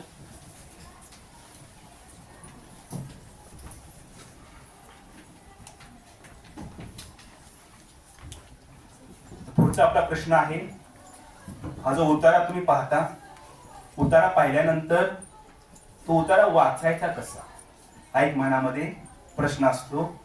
उतारा हा अपरिचित असतो, मग आपण त्याचं वाचन कसं करावं, वाचन करताना कुठल्या कुठल्या गोष्टी आपण लक्षात ठेवाव्यात, प्रश्नाच्या दृष्टिकोनातून कसं वाचन करावं, या ठिकाणी आपण हे पाहणार आहोत. प्रथमतः वाचन करताना गडबड, गोंधळ, मनामध्ये विचलितता आणणं हे अजिबात करायचं नाही. आता हे तुम्हाला अनोळखी असतो, तुम्ही वाचता, काय वाचता, कसं वाचता, कशासाठी वाचता, हे प्रश्न तुमच्या मनामध्ये असतात. पण तुम्ही जर शांत चित्ताने, कॉन्सन्ट्रेशनने ते वाचत गेला तर हळूहळू ते तुमची मध्ये क्षमता आहे, हळू तुम्ही काय करता त्याचं समजता की बाबा ह्यामध्ये ह्या लेखकाने काय सांगितलेलं आहे, किंवा ही कन्सेप्ट काय आहे, किंवा हा जो परिच्छेद आहे, पॅसेज जो आहे तो कशाशी संबंधित आहे, ते तुम्ही रिलेट लगेच लावू शकता. त्यासाठी मनाची एकाग्रता असणं आवश्यक आहे आणि शांतपणे गडबड गोंधळ न करता आपण हळूहळू वाचन केलं पाहिजे. वाचताना आता आपण लहान एक बोट ठेवून वाचणं, आपली नजर फिरली पाहिजे, त्या ओळींवर आपली नजर फिरली पाहिजे. या ठिकाणी तुम्हाला कुठला उपयोग होणार आहे, तुमच्या पहिल्या वाचन केल्याचा, म्हणजे जे तुम्ही अगोदर तयारीसाठी वाचन केलं आहे ते तुम्ही जर कंटिन्युअस तसंच केलं तर तुम्हाला फास्ट रिडिंगची सवय लागते. कारण की आपल्याला वेळ मर्यादित असतो. पॅसेजसाठी मी जर म्हटलं की वेळेचं नियोजन जर करायचं म्हटलं तर 7 ते 8 जास्तीत जास्त 9 मिनिटं, जास्तीत जास्त 9 मिनिटांमध्ये आपलं सगळं प्रश्न वगैरे सोडून पॅसेज वाचून तो पूर्ण होणं आवश्यक आहे. कारण की एक एक मिनिट त्या ठिकाणी महत्वाचा असतो. या उद्देशानेच काय करायचं आहे की पॅसेजचं त्या उत्तराचं वाचन करायचं आहे. ही भाषा थोडीशी अवघड असते, साहित्यिक असते, वैचारिक असते. त्यात नक्की आपण वाचून असं आपल्याला समजून जातं की अरे वर काय सांगितलं होतं विसरून गेलो, किंवा नक्की काय सांगितलंय हे काय समजण्यात झाले, बरोबर आहे. असे खूप प्रश्न मनामध्ये निर्माण होतात. परंतु आपण जर वाचत गेला, पूर्ण परिच्छेद वाचला तर आपल्याला नाही म्हटलं तरी 30% 40% काय होतं त्यामध्ये नक्की काय सांगितलं आहे सर, बऱ्याच वेळा व्होकॅब्लरी अशी कमी पडत असते किंवा सिनोनिम्स अँटोनिम्स Yes. शब्दांची वापरली जातात. तर व्होकॅब्लरीसाठी म्हणजे किती वेळ दिला पाहिजे किंवा किती असं वाचन केलं पाहिजे? हा, मग तेच मी आता पहिला जो आपला टॉपिक होता तो तेव्हाच होता की कमीत कमी आपण रोज 1 तास, कमीत कमी सांगतो मी 1 तास वाचन केलं पाहिजे. वाचन करताना मराठी, हिंदी, इंग्रजी सर्व भाषांची मासिकं म्हणा, वर्तमानपत्र म्हणा, किंवा असे जे लेख असतात ते म्हणा. जसं मी उदाहरण दिलं तुम्हाला आता, बोगीचं उदाहरण दिलं, रेल्वेच्या डब्यांना काय म्हणतात, इंटरव्ह्यूला हिंदीमध्ये काय म्हणतात, म्हणजे ही आपली व्होकॅब्युलरीज आहे एक प्रकारची. जेवढं तुम्ही आपण मराठीमध्ये म्हणच आहे ना, वाचा तर वाचा, जेवढं तुम्ही जास्त वाचता. आज आपण जे मोठमोठे लेखक म्हणतो, चेतन भगत आहेत, खूप चांगले लेखक आहेत, गीतकार गुलजार सारखे गीतकार आहेत. हे एवढं चांगल्या गीताचं निर्माण का करू शकतात, किंवा हे जे चेतन भगत एक चांगले एवढे पुस्तकं का लिहू शकतात, त्यांच्या मागं अफाट वाचन असतं. असं आपण फक्त काय करतो, क्लायमॅक्स बघतो. क्लायमॅक्सच्या अगोदरची जी प्रिपरेशन असते त्याकडे आपण काय करतो, पूर्णपणे कानाडोळा करतो, ते आपण करत नाही. म्हणजे आज प्रत्येक व्यक्ती जो उंच शिखरावर पोहोचला आहे त्याचं जर आपण ऑटोबायोग्राफी वाचा, आत्मचरित्र का वाचा, त्यानंतर तुम्हाला समजतं की त्या व्यक्तीचा संघर्ष किती आहे, किती वाचन केले आहे. की आपण म्हणतो मला वेळच नाही, मला वाचन कधी करायचं, मला असं होतं. सबऑर्डिनेट कारणं अजिबात द्यायची नाही. रात्री दिवसा वेळ मिळत नाही, रात्रीचा अभ्यास करा. तुम्ही आता उद्गारामध्ये बघितलंच आहे, अंध असून सुद्धा त्या व्यक्तीने किती अचीव्ह केलंय. आपल्याकडे सर देवांचा दिलाय सर्व, उपयोग करून घ्यायचा. म्हणजे माझ्याकडे काही नाही त्यापेक्षा माझ्याकडे काय आहे, बरोबर आहे की नाही, ह्याचा जर विचार केला तर आपल्याला आयुष्य असू द्या, त्या एक्झाम असू द्या, परिचय असू द्या, खूप सोपं वाटतं. तर अशा प्रकारे थोडीशी तयारी करायची. त्यानंतर वेगवेगळ्या विषयासंदर्भात आपण डायव्हर्स आपण वाचन केलं पाहिजे. की फक्तच आपण वैचारिक न वाचता इतिहासी संबंधित असू द्या, भूगोल संबंधित असू द्या, इकॉनॉमिक्स असू द्या, हिस्ट्री असू द्या, राज्यशास्त्र असू द्या, समाजशास्त्र असू द्या, असे जर तुम्ही लेख वाचले तर ह्यातूनच एखादं काय होतं कन्सेप्ट तुम्हाला एक्झाम मध्ये परीक्षेच्या रूपातून येऊ शकते. तर ह्या प्रकारे तुम्ही तयारी केली पाहिजे. आता तुम्ही उत्तरा वाचायला सुरुवात केली. वाचन करताना कसं होतं की त्यामध्ये महत्वाचे शब्द जे असतात, कॉम्प्रेशन मध्ये स्किमिंग अँड स्कॅनिंग या दोन संकल्पना आहेत. स्किमिंग म्हणजे काय की तुम्ही सरळ वाचत जायचं, वाचता वाचता वाचता एखादा शब्द तुम्हाला महत्वाचा वाटला, तो काय करायचा, अंडरलाईन करायचा. अंडरलाईन नाही करता येत, आपल्या खाली लिहून ठेवता येतो ऑनलाईन साठी, बरोबर आहे की नाही. तो शब्द लिहून ठेवायचा. कुठल्या परिच्छेद, आता येणारा जो परिच्छेद असतो त्यामध्ये 2-3 छोटे छोटे परिच्छेद दिले असतात. तर प्रत्येक परिच्छेदामध्ये काय सांगितलं आहे याचे एक कीवर्ड्स माहित आहेत ना. कीवर्ड्स काय करायचे, खाली नोट डाऊन करायचे की ह्या परिच्छेदामध्ये हे सांगितलं आहे, बरोबर. असं प्रत्येक परिच्छेदाचं आपण काय करायचं, सॉर्टिंग तिथे करायचं. महत्वाचे कन्सेप्ट असतात, एखादा शब्द असतो तो आपण अंडरलाईन करायचा किंवा खाली लिहून ठेवायचा, जेणेकरून पुढे आपल्याला त्याचा उपयोग होऊ शकेल. स्कॅनिंग याने क्या, स्कॅनिंग म्हणजे काय की आपण जे आता परिच्छेद वाचलाय त्याचे एक सार आपल्या मनामध्ये ऑटोमॅटिक निर्माण होणं आवश्यक आहे. आपण एखादे डॉक्युमेंट स्कॅन करतो, बरोबर की नाही. स्कॅनिंग मध्ये काय होतं की टोटल डॉक्युमेंट एखाद्या छोट्या पिक्चर मध्ये कॅप्चर होतं, म्हणजे आपण त्याचे रूप ते आपण कॅप्चर करतो. तर तसंच तो परिच्छेद आपल्या मनामध्ये कॅप्चर झाला पाहिजे, म्हणजे ती कन्सेप्ट नक्की काय आहे, कुठल्या विषयाशी रिलेटेड आहे, हे आपण काय केलं पाहिजे त्यामध्ये समजून घेणं आवश्यक आहे. हे थोडं स्किमिंग आणि स्कॅनिंग हे शब्द या ठिकाणी आपण त्या ट्रिक्स असतात ह्या फॉलो केल्या पाहिजेत.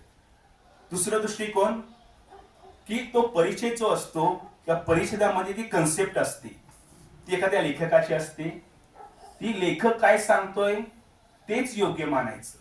मला काय वाटतंय ते योग्य मानायचं नाही. का तर ती लेखकाची तिथं मतं असतात, बरोबर आहे की नाही. लेखकाने समजा सांगितलं सूर्य पश्चिमेला उगवतो परिच्छेदामध्ये, तर तेच योग्य मानायचं. का तर ते परिच्छेदामध्ये अप्लाय केलं आहे. मला मस्त माहित आहे की सूर्य इकडे उगवतो हे चुकीचं आहे किंवा हे असं असू शकेल किंवा टेक्नॉलॉजी शब्द मी आता उच्चारला त्या लॉजिकली असं त्याचा कन्सेप्ट असेल, पण त्या परिच्छेदामध्ये काय दिलं आहे ते आपण पाहणं गरजेचं आहे. म्हणजे परिच्छेद त्यातलं अर्थ त्या लेखकाने सांगितलं त्याची मतं हीच योग्य धरायची, आपलं मत त्या ठिकाणी योग्य धरायचं नाही. कारण की त्या मतांवरच खालच्या प्रश्न कन्सेप्ट अवलंबून असतात. तर त्या ठिकाणी पहिल्यांदा काय करायचं की आपल्यापेक्षा लेखकाला काय वाटतं हे महत्वाचं धरून त्या ठिकाणी चालायचं आहे.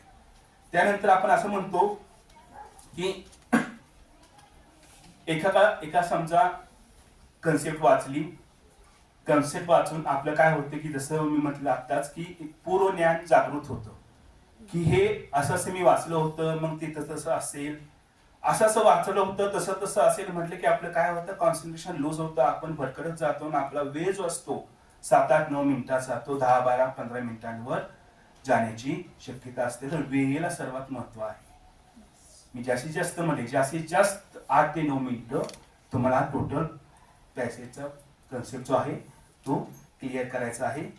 उतारामध्ये मी आता म्हटलं की एक 3-4 परिच्छेद असतात. प्रत्येकाचं काय करायचं, सॉर्टिंग करायचं मनामध्ये, ह्यामध्ये हे सांगितलं आहे त्यामध्ये ते सांगितलं आहे, की जेणेकरून खाली आपल्याला प्रश्नांचे उत्तर देताना खूप सोपं जातं. तर एक साधा सोपा फंडा म्हणून आपण किंवा टिक म्हणून या ठिकाणी वाचले तयारी करणं अपेक्षित आहे. आता लास्ट 2 कन्सेप्ट की टाइम मॅनेजमेंट तर झालेलंच आहे. आता एक प्रश्न निर्माण होतो की अगोदर उतारा वाचायचा की अगोदर प्रश्न वाचायचा. सर्वांच्या मनामध्ये हा गोंधळ निर्माण होतो की अगोदर सर काय वाचायचं. आपण समजा 2 प्रकारे हे करू शकतो. माझं मत मी नंतर सांगेलच कुठली अधिक यातली योग्य आहे. पहिल्यांदा आपण काय करतो, उतारा वाचतो. पण उतारा वाचताना प्रश्न काय आहेत, काय विचारला आहे आपल्या डोक्यात नसतं. तेव्हा आपण काय करतो, सरळ पद्धतीने शांतपणे उतारा वाचतो. परंतु त्यातले महत्वाचे शब्द आपण किंवा एखादी प्रश्नाला रिलेटेड कन्सेप्ट आपल्याला समजत नाही. तर ह्या प्रकारे पहिला मेथड काय आहे की काही मुलं काही विद्यार्थी उतारा वाचतात, नंतर प्रश्न वाचतात. ह्यात काय होतं की समजा एखादा विद्यार्थी काय करतो, उतारा वाचला त्यांनी, त्यानंतर त्यांनी प्रश्न वाचले. उतारा वाचायला 1-2-3 मिनिटं गेली त्याची, बरोबर. प्रश्न वाचायला 1-2-3 मिनिटं गेली. आणि मुख्यतः काय करायचं आहे आपणास की प्रश्न जेव्हा आपण वाचतो त्या प्रश्नामध्ये नक्की काय सांगितलंय, प्रश्नाचा मिनिंग काय आहे. आपण काय करतो, एखादा शब्द ओळखीचा वाटला है ना, which is the capital of India, बस. त्यात अजून काही दुसरं आहे का? बरोबर आहे की नाही? तर ही कन्सेप्ट प्रश्न पहिल्यांदा समजून घेणं अपेक्षित आहे. फक्त नुसतं त्याकडे डोळे म्हणजे नुसतं सरळ वाचून आपण लगेच वर उत्तर शोधायला लागतो.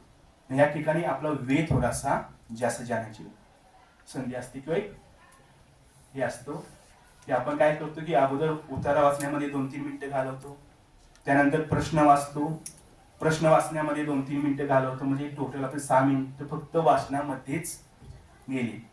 आता आपण प्रश्न वाचले पण त्याचे उत्तर शोधा आपलं काय करावं लागतं? पुन्हा परिषदेकडे जावं लागतं. तिकडे जायला लागलं की परत काय होतं की आपण प्रश्न आपल्या मनामध्ये असतात, 5 प्रश्न आपण वाचलेले असतात.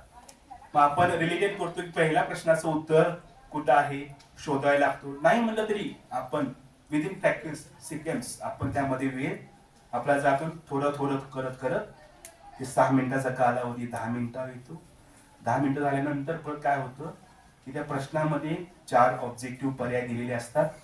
त्यापैकी कुठला योग्य आहे हा होण्यासाठी परत आपण तो परिचय पाहतो. म्हणजे एकच परिचय आपण 2-3 वेळा रिवाइज करतो.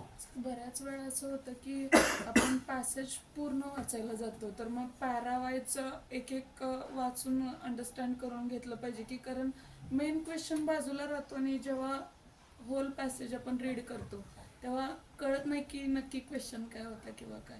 हा, तेच मी आता जसं सांगितलं की कसं होतं की आपण पॅसेज वाचला आणि क्वेश्चन वाचले नाही तर क्वेश्चन आणि आन्सर कुठं आहे त्या क्वेश्चन्स ते आपण काहीच आपल्याला आयडिया नसल्यामुळे आपण ते अंडरलाईन करू शकत नाही किंवा त्यातनं आपण फाइंड आउट करू शकत नाही. ही पहिली मेथड आहे. मग ह्या पहिल्या मेथडमध्ये शक्यतो काय होतं की वेळ जास्त जातो. दुसरी मेथड जी आहे की जास्त करून विद्यार्थी फॉलो करतात, मीही त्या मेथडनीच जाण्यास आपला सल्ला देतो की पहिल्यांदा काय करायचं आहे, प्रश्न वाचायचे आहे. बरोबर? पॅसेजचा प्रश्न हे दिसला, उत्तरा दिसला की त्याकडे जायचं नाही. पहिल्यांदा काय करायचं आहे, प्रश्न वाचायचे. प्रश्न वाचताना ते काय आहे, कन्सेप्ट काय आहे ती आपल्या मनामध्ये अगोदर पक्की करायची की पहिल्या प्रश्नामध्ये हे विचारलं आहे, दुसऱ्या प्रश्नामध्ये हे विचारलं आहे, तिसऱ्यामध्ये किंवा चौथ्यामध्ये, पाचव्यामध्ये हे विचारलं आहे. असं आपण मनामध्ये अगोदर प्रश्नांचं अॅनालाइज करायचं. आता प्रश्नांचं अॅनालाइज करताना काय होतं की जे 4 पर्याय दिलेले असतात त्यातले 2 पर्याय जे असतात ते इररिलेव्हंट असतात, म्हणजे त्याचा संबंध त्या उत्तराशी काहीही नसतो, इररिलेव्हंट असतात. म्हणजे आपण तिथंच काय करतो, इलिमिनेशन करू शकतो. 4 पैकी 2 आपण काय करतो, इलिमिनेट करतो. आपल्याला फक्त पक्क काय करायचंय, 2 पैकी कुठलं. मग ही अगोदर क्वेश्चन वाचायचे, त्यातले जे अनावश्यक किंवा अयोग्य आपल्या मनास वाटण्याचे पर्याय आहेत ते खुली करायचे. खुली केल्यानंतर पुन्हा ते 2 शब्दांना 2 पर्यायांना अनुसरून ती कन्सेप्ट पॅसेज मध्ये कुठे इम्प्लिमेंट झालेली आहे. बरोबर आहे ना? स्किमिंग अँड स्कॅनिंग ही एक संकल्पना मी तुम्हाला आता सांगितल्या. अगोदर आपण प्रश्न वाचले, प्रश्न वाचल्यानंतर एक आपण साधा प्रश्न घेऊ, which is the capital of India. बरोबर आहे की नाही? प्रश्न वर आलेला असतं कुठेतरी दिल्ली वगैरे. मग आपण काय करतो, लगेच आपला फोकस त्या शब्दावर जातो. जर आपण प्रश्नच वाचला नसेल तर आपण तो शब्द इग्नोर करून एक सरळ प्रकारे पुढे वाचत जातो. म्हणजे जर प्रश्न अगोदर वाचले तर आपल्या मनामध्ये काय होतं की आपण उत्तराला अनुसरून त्यामध्ये महत्वाचे शब्द असू द्या, कन्सेप्ट असू द्या, त्या क्लिअर करत जातो. अंडरलाईन करा किंवा खाली तुम्हाला कागद दिला जातो माझ्यामध्ये, रफ कागद, तिथे नोट डाऊन करा. नोट डाऊन केल्यानंतर त्यामधून अयोग्य पर्याय जे असतात ते अयोग्य पर्याय पहिल्यांदा कट करा आणि त्यानंतर जे 2 पर्याय असतात ते 2 पर्यायापैकी कुठला पर्याय योग्य आहे ते तुम्ही तिथं फाइंड आउट करू शकता. तर अशा प्रकारे पहिल्यांदा उत्तरा वाचण्याच्या ऐवजी माझं मत असं मी सांगतोय की तुम्ही पहिल्यांदा प्रश्न वाचा. प्रश्न वाचल्यानंतर तुम्हाला जो 6-10 मिनिटं आपण कालावधी काउंट केला होता अगोदरच्या मेथडने, 3 मिनिटं आपण उत्तरा वाचन, 3 मिनिटं आपण प्रश्न वाचन आणि समजण्यासाठी 2 मिनिटं जर आपण पकडले तर एक 8-10 मिनिटं आपण त्यामध्ये घालवतो. तर ते वाचवण्यासाठी आणि उत्तर आपण पक्क होण्यासाठी काय करायचं आहे, अगोदर परिच्छेद वाचायचा. परिच्छेद प्रश्न वाचायचे. प्रश्न वाचल्यानंतर आपल्याला ऑटोमॅटिक काय होतं की डोक्यामध्ये समजतं की बाबा हे उत्तर याचं असू शकेल आणि उत्तर आठवल्यानंतर काय करायचं तिथं ते उत्तर नोट डाऊन करायचं किंवा आपल्याला पक्का माहिती होतं. आणि काही ठिकाणी कसं असतं की सरळ प्रश्न नसतात, लॉजिकली उत्तर आपल्या ठिकाणी द्यावं लागतं किंवा क्लिअर शब्द तिथं मेन्शन नसतो. जसं की आपण म्हणतो की समजा आता ढगाळ वातावरण निर्माण झालं आहे, आपण लॉजिक काय लावणार की काही कालावधीने पाऊस पडण्याची शक्यता आहे. म्हणजे आपण लॉजिकली उत्तर डेव्हलप करू शकतो कधी की जेव्हा आपण हे वाचन रीडिंग कॉम्प्रिहेन्शन जे आहे ते जास्तीत जास्त करू शकतो, तेव्हा आपलं काय होतं, हे सर्व क्षमता ज्या आहेत ॲबिलिटीज ज्या आहेत त्या विकसित होतात आणि त्या अनुषंगाने आपल्या हातात जे हे मास आहे 5 क्वेश्चनचे ते आपण मिळवू शकतो. अशा प्रकारे उत्तरं वाचताना कॉन्सन्ट्रेशन सर्वात महत्वाचं आहे. लक्ष विचलित होऊन द्यायचं नाही. मूळ कन्सेप्ट काय आहे त्या प्रश्नाची ती कन्सेप्ट पहिल्यांदा समजावून घ्या. कन्सेप्टला अनुसरून तुम्ही पॅसेजमध्ये ते फाइंड आउट करा, महत्त्वाचे शब्द अंडरलाईन करा. कारण की ही सवय कशी असते, वाटती लहानपणासारखी, परंतु आपणास परत समजा कधी कधी काय होतं, कन्फ्युजन होतं की हा पर्याय की हा पर्याय, बरोबर आहे की. अशा वेळेस आपण जे स्किमिंग स्कॅनिंग केलेलं आहे किंवा मनामध्ये त्या उत्तरेविषयी आपली कल्पना निर्माण झाली आहे, ती कल्पना त्या ठिकाणी आपल्याला काय होते, उपयोगी पडते. आणि अशा पद्धतीने जर आपण हे तयारी केली तर हा जो कॉम्प्रिहेन्शनचा 10 मार्काचा 10 अंकांचा जो हा आपल्याकडे कन्सेप्ट दिला आहे तो अगदी सोपा होऊन जातो. टाइम मॅनेजमेंट अगदी व्यवस्थित करायचं आहे. टाइम जर तुम्ही चुकला तर टेन्शन येतं, कारण की टेन्शन काय येतं, उत्तर बऱ्यापैकी मोठा असतो. आपण काय करतो की ते वाचत जातो जातो जातो, थोडं आपल्याला जिथं बाकीचे उत्तर या प्रश्न असतात तिथे उत्तर कमी म्हणजे वेळ कमी लागतो आणि मग ते आपल्या डोक्यामध्ये कधी वाचताना सुद्धा येऊ शकतं, बरोबर आहे की नाही. वाचताना आपण काय करतो की अरे खूप वेळ चाललाय, मला वाचायचंय, पूर्ण होत नाही, समजत नाही, पुढचे प्रश्न आहेत, कव्हर करायचं आहे, हे मनामध्ये जर आलं वाचताना उतारा तर काय होणार, तो वेळ तुमचा जाणारच, पुन्हा पुढचा वेळ सुद्धा तुमचा जाणार. यासाठी हे प्रश्न वाटतात छान असतात, सोपे असतात, अवगत वाटून द्यायचे नाहीत. परिच्छेद वाचन करताना पहिल्यांदा आपलं माइंडसेट, मी यासारखं का उल्लेख करतो माइंडसेटचा, की जो पण तुम्ही एकाग्र चित्ताने, एकाग्र मनाने किंवा आत्मविश्वासाने तो परिच्छेद वाचत नाही तोपर्यंत तुम्ही त्या प्रश्नांची उत्तरं देण्यामध्ये काय होतं, थोडं तुमची चूक भूल होऊ शकते. त्यासाठी परिच्छेद वाचताना काळजीपूर्वक वाचायचं आहे.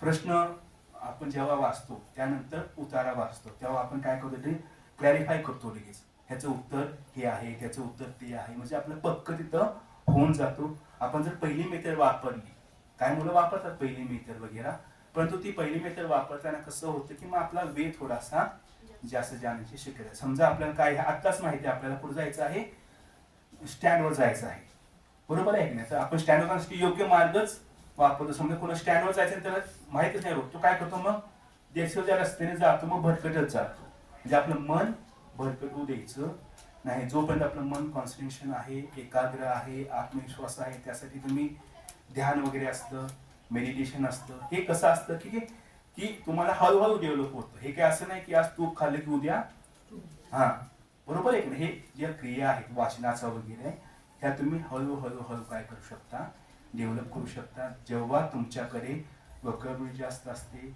शब्दसंपदा जास्त असते, वाचन, आता तुम्ही एक्झाम देता सर्व आपल्या डे टू डेच्या कॉलेजच्या, त्यामुळे सर्वजण काय म्हणतात, शेवटी एक्झामच्या सर आम्हाला नोट्स द्या, बरोबर, सर आम्हाला क्वेश्चन बँक द्या. म्हणजे काय होतं की तुमचं फोकस तेवढंच राहतं, ते 10, 20, 50 वस्तुनिष्ठ ऑब्जेक्टिव्ह, बरोबर आहे की नाही, 10-12 कन्सेप्ट. म्हणजे आपण जर आपला हा स्पॅम वाढवला, घोड्यासारखं नाही करायचं, आपला स्पॅम वाढवला, वाचन क्षमता वाढवल्या तर ऑटोमॅटिक आपल्याला कुठलाही उतारा हा अनसीन वाटणार नाही. सर्व उत्तर आपल्याला फॅमिलियर वाटतात आणि जेव्हा फॅमिलियर वाटतात तेव्हा उत्तर देण्यास सुद्धा आपणास खूप सोपं जातं, सहज जातं आणि ते मार्क्स आपल्याला मिळू शकतात. सर काही वेळा असं होतं की एखादा क्वेश्चन जेव्हा आपण वाचतो, थोडंसं म्हणजे वाचल्यानंतर आपण एकदम लास्टला त्याच्या लास्ट स्टेप किंवा लास्टली रीड करत जातो, तेव्हा वाटतं की मी परत वाचलं तर मला ते कळतंय, म्हणजे कुठेतरी मी थोडं रिलेट करते. मग तेव्हा तो क्वेश्चन स्किप केला पाहिजे का पुढं, म्हणजे डबल हे केलं पाहिजे. काही वेळा असं वाटतं की पुढे गेलो तर असं वाटतं तो मला सॉल्व्ह झाला असता, फक्त मी अजून जरा जास्त टाइम त्याला दिला पाहिजे होता. आता कधी कधी कसं होतं की ऑनलाईन एक्झाम देताना किंवा ऑफलाईन देताना एखादा कन्सेप्ट आपल्याला टोटली काय असं होतं की काहीच समजत नाही बाबा हे काय विचारलं आहे, याचं उत्तर काय असू शकते.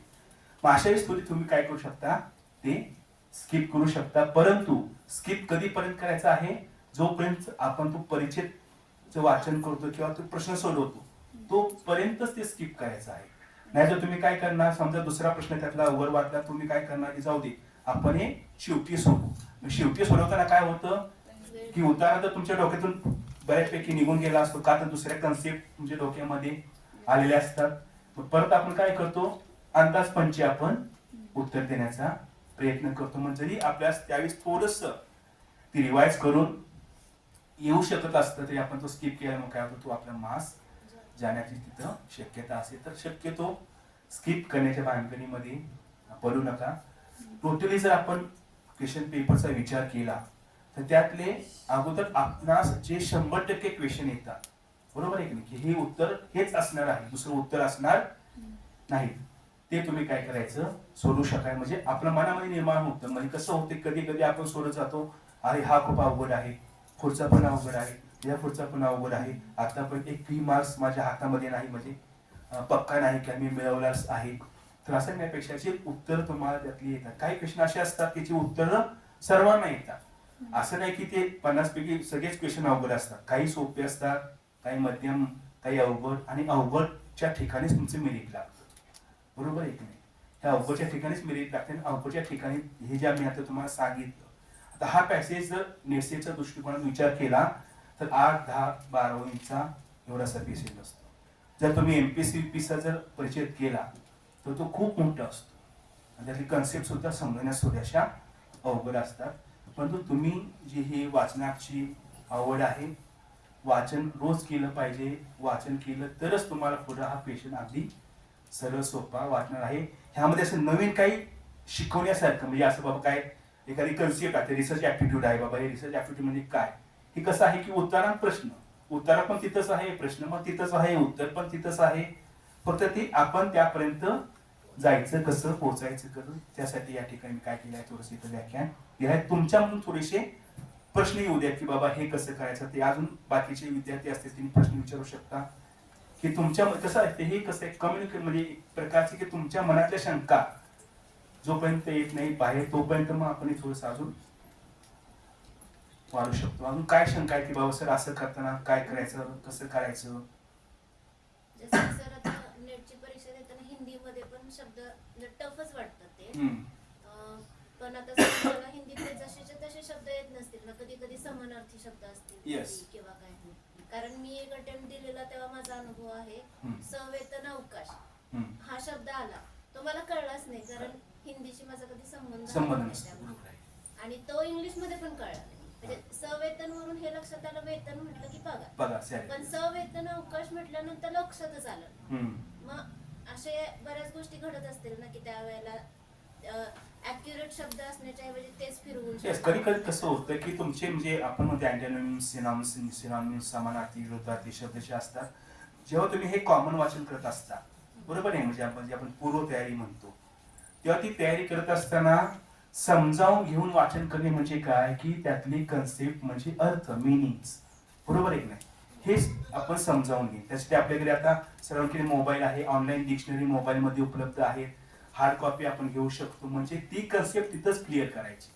क्लिअर करताना काय करायचं की त्यालाच आपण अँटोनिम्स, त्या शब्दाला कुठला आहे, सिनॉनिम्स कुठला आहे, किंवा त्याला त्याच शब्दाला इंग्रजीमध्ये काय म्हणतात, त्या मला मराठीमध्ये काय म्हणतात, असं असं थोडं थोडं थोडं फाइंड आउट करत एक छोटं नोटबुक टाकायचं आणि ते नवीन शब्द आपल्या त्या नोटबुकमध्ये लिहित चालायचं. अशा जर आपण डेव्हलप होत गेलो तर आपलं माइंडसेट असं होतं की आपणास बऱ्यापैकी शब्द काय आहेत आपल्या डोक्यामध्ये तयार झाले आहेत आणि आपण एखादा आपल्याकडे परिचय वाचताना आपणास ते सहज साध्य येऊ शकते. मग ते त्यामध्ये आपण जास्त विचार करण्यामध्ये वेळ नाही घालवायचा. विचार करण्यामध्ये बऱ्यापैकी आपला काय होतो, वेळ जातो, तर्क लावण्यामध्ये वेळ जातो. कारण का तर आपल्याला त्यातलं बेसिक माहीत होत नसतं किंवा आपण ते काय करतो की अंदाजे थोडंसं लावण्याचा प्रयत्न करत असतो. या अनुषंगाने शब्द संपदा महत्वाची आहे, भाषेवर प्रभुत्व महत्वाचं आहे. इंग्रजी, मराठी, हिंदी, वर्तमानपत्र असू द्या, बाकीचे एखादी मॅगझिन असू द्या, वैचारिक लेख असू द्या, हे मी काय म्हणतो, एका दिवशी तिन्ही वर्तमानपत्र घ्या की तुम्हाला तिथंच अँटॉनिम्स, सिनॉनिम्स, सिमिलर वर्ड्स तिथंच काय होतात तुम्हाला फाइंड आउट होऊ शकतात. एखादी कन्सेप्ट समजा तुम्हाला आता काही समजा सायन्सची विद्यार्थी आहे, त्यांना हिंदी थोडंसं अवघड जातं, नेटच्या दृष्टिकोनातून कन्सेप्ट शब्द समजायला अवघड जातात, त्या ठिकाणी तुम्ही इंग्रजी जरी तिथं आधार घेतला तरी पण चालतो. परंतु कसं होतं की आपण डायव्हर्ट जास्त व्हायचं नाही, की आपण जर व्यवस्थित उत्तर दिली तर त्या ठिकाणी हा जो प्रश्न आहे तो चांगल्या प्रकारे आपण करू शकतो. अजून काही अडचणी आहेत का? सर प्रत्येक क्वेश्चनला अप्रॉक्सिमेटली किती टाइम दिला पाहिजे?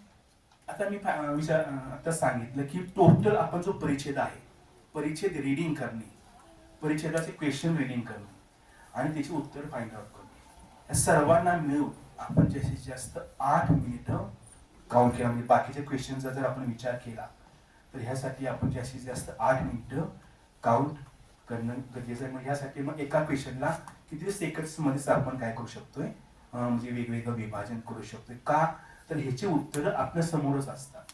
बाकीची उत्तरं कशी असतात आपल्याला थोडीशी आठवायला लागतात. आणि आठवताना कधी 30 सेकंदाचा 1 मिनिट होतो, 1 मिनिटाचा 1.5 मिनिटं होतो, पण आपण कसं म्हणतो ठेंबे ठेंबे तळी साचे. हे 30 सेकंद करत करत करत कधी त्याचे 10, 15, 20 मिनिटं होतात आपणास समजत नाही. नंतर मग कधी आपल्या हक्काचे येणारे प्रश्न सुद्धा आपण काय करतो, अंदाजपंची टिकमार करतो, तिथे ती उत्तर चुकण्याची शक्यता असते. तर शक्यतो फास्ट रिडिंगची सवय लावा, नजरेने वाचन करायची सवय लावा. एका नजरेमध्येच तुमचं टोटल पॅसेज बसला पाहिजे असं थोडीसा प्रयत्न करा. आणि त्यासाठी पूर्वतयारी ही मस्टच आहे. ही काही असं नाही की बाबा आज गेलोय परीक्षेला बसलोय, एका मिनिटामध्ये सर्व पॅसेज अॅनालाइज केलाय, एका नजरेमध्ये बसवलाय, असं होत नाही. पूर्वतयारी जेवढी तुमची परफेक्ट असेल, योग्य असेल, तेवढंच तुम्ही काय करू शकताय परीक्षेमध्ये. टायमिंगच्या दृष्टिकोनातून तुम्ही विचारल्याप्रमाणे प्रश्नाला म्हणजे किती वेळ द्यायचा, ह्या दृष्टिकोनातून आपण काय करू शकतो, तो पॅसेज परिचय उतारा चांगल्या प्रकारे करू शकतो. अजून कुणा मागे कुठं अडचण वगैरे कुणाला नाही? सर वोकॅबसाठी काही बुक सांगू शकताय, म्हणजे तुम्हाला माहित असणारे किंवा आता स्पेसिफिक सांगू का की हा प्रश्न खूप जण अराईज करतात, विचारतात की एखादं स्पेसिफिक बुक आहे की त्या दृष्टिकोनातून आम्ही व्होकॅब्युलरी, म्हणजे स्पेसिफिक असं नाही, बट आपल्या वाचनात असणारी जरा वोकॅब. आता ह्यासाठी कसं आहे की एखादा शब्द तुम्हाला कधी नवीन जाणवतो, जो माहितीतच नसेल, म्हणजे आपण कधी वाचलाच नाही किंवा बरोबर. म्हणजे एखादा शब्द समजा नवीनच आहे, हे तुम्हाला कधी समजतं, जेव्हा तुम्ही वाचन करता तेव्हा समजतं. त्यावेळी सर त्या शब्दाचा वेगळा अर्थ त्या ठिकाणी लावला जातो ना, की म्हणजे एखादा शब्द असेल तर तो कोणत्या वेनी वापरलाय, बरं, सिच्युएशनच्या अनुषंगाने. Yes. आता बघा की डिक्शनरी तुम्ही बघितली आहे. आता ऑनलाईन मध्ये कसं असतं, एखादा दुसराच अर्थ तिथं दिला जातो, पण जेव्हा डिक्शनरी तुम्ही पाहता तर डिक्शनरी मध्ये एकच अर्थ असतो का? नाही. त्यामध्ये 5-6 तिथे मिनिंग असते. का देतात तिथे त्या डिक्शनरीमध्ये, शब्दकोशामध्ये, की आपण जसं म्हटलं की त्या पॅसेज मध्ये कशा प्रकारचा कंटेंट आलेला आहे, कसा त्याचा साथ आहे, ते कुठल्या अँगलने विचारलेला आहे, बरोबर आहे की नाही. आता आपण स्त्रीला नारी म्हणतो, स्त्री म्हणतो, ललना म्हणतो, रजनी म्हणतो, आहे ना. परंतु एखादा उतारा आला तर त्या ठिकाणी नारी शब्द योग्य आहे, स्त्री शब्द योग्य आहे, किंवा बाकीचा दुसरा शब्द योग्य आहे, ते त्या परिस्थितीला अनुसरून. आता हे सर्व क्रिया कशा आहेत, 11th अवरच्या क्रिया आहेत.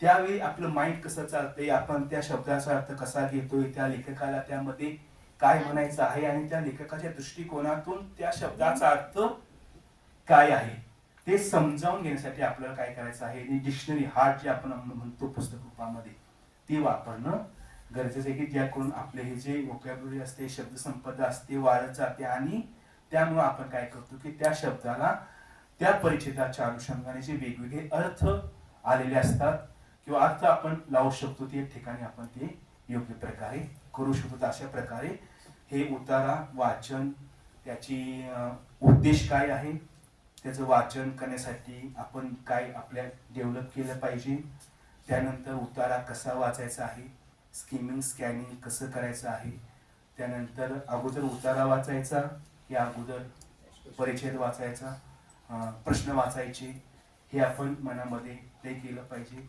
आणि हे जेव्हा आपण पक्क करतो आणि त्या दृष्टिकोनातून आपण ती कन्सेप्ट सोडवतो, तर मी सांगतो की आपणास हे सर्व मार्क मिळू शकतात. अजून कुणा काही अडचण आहे का?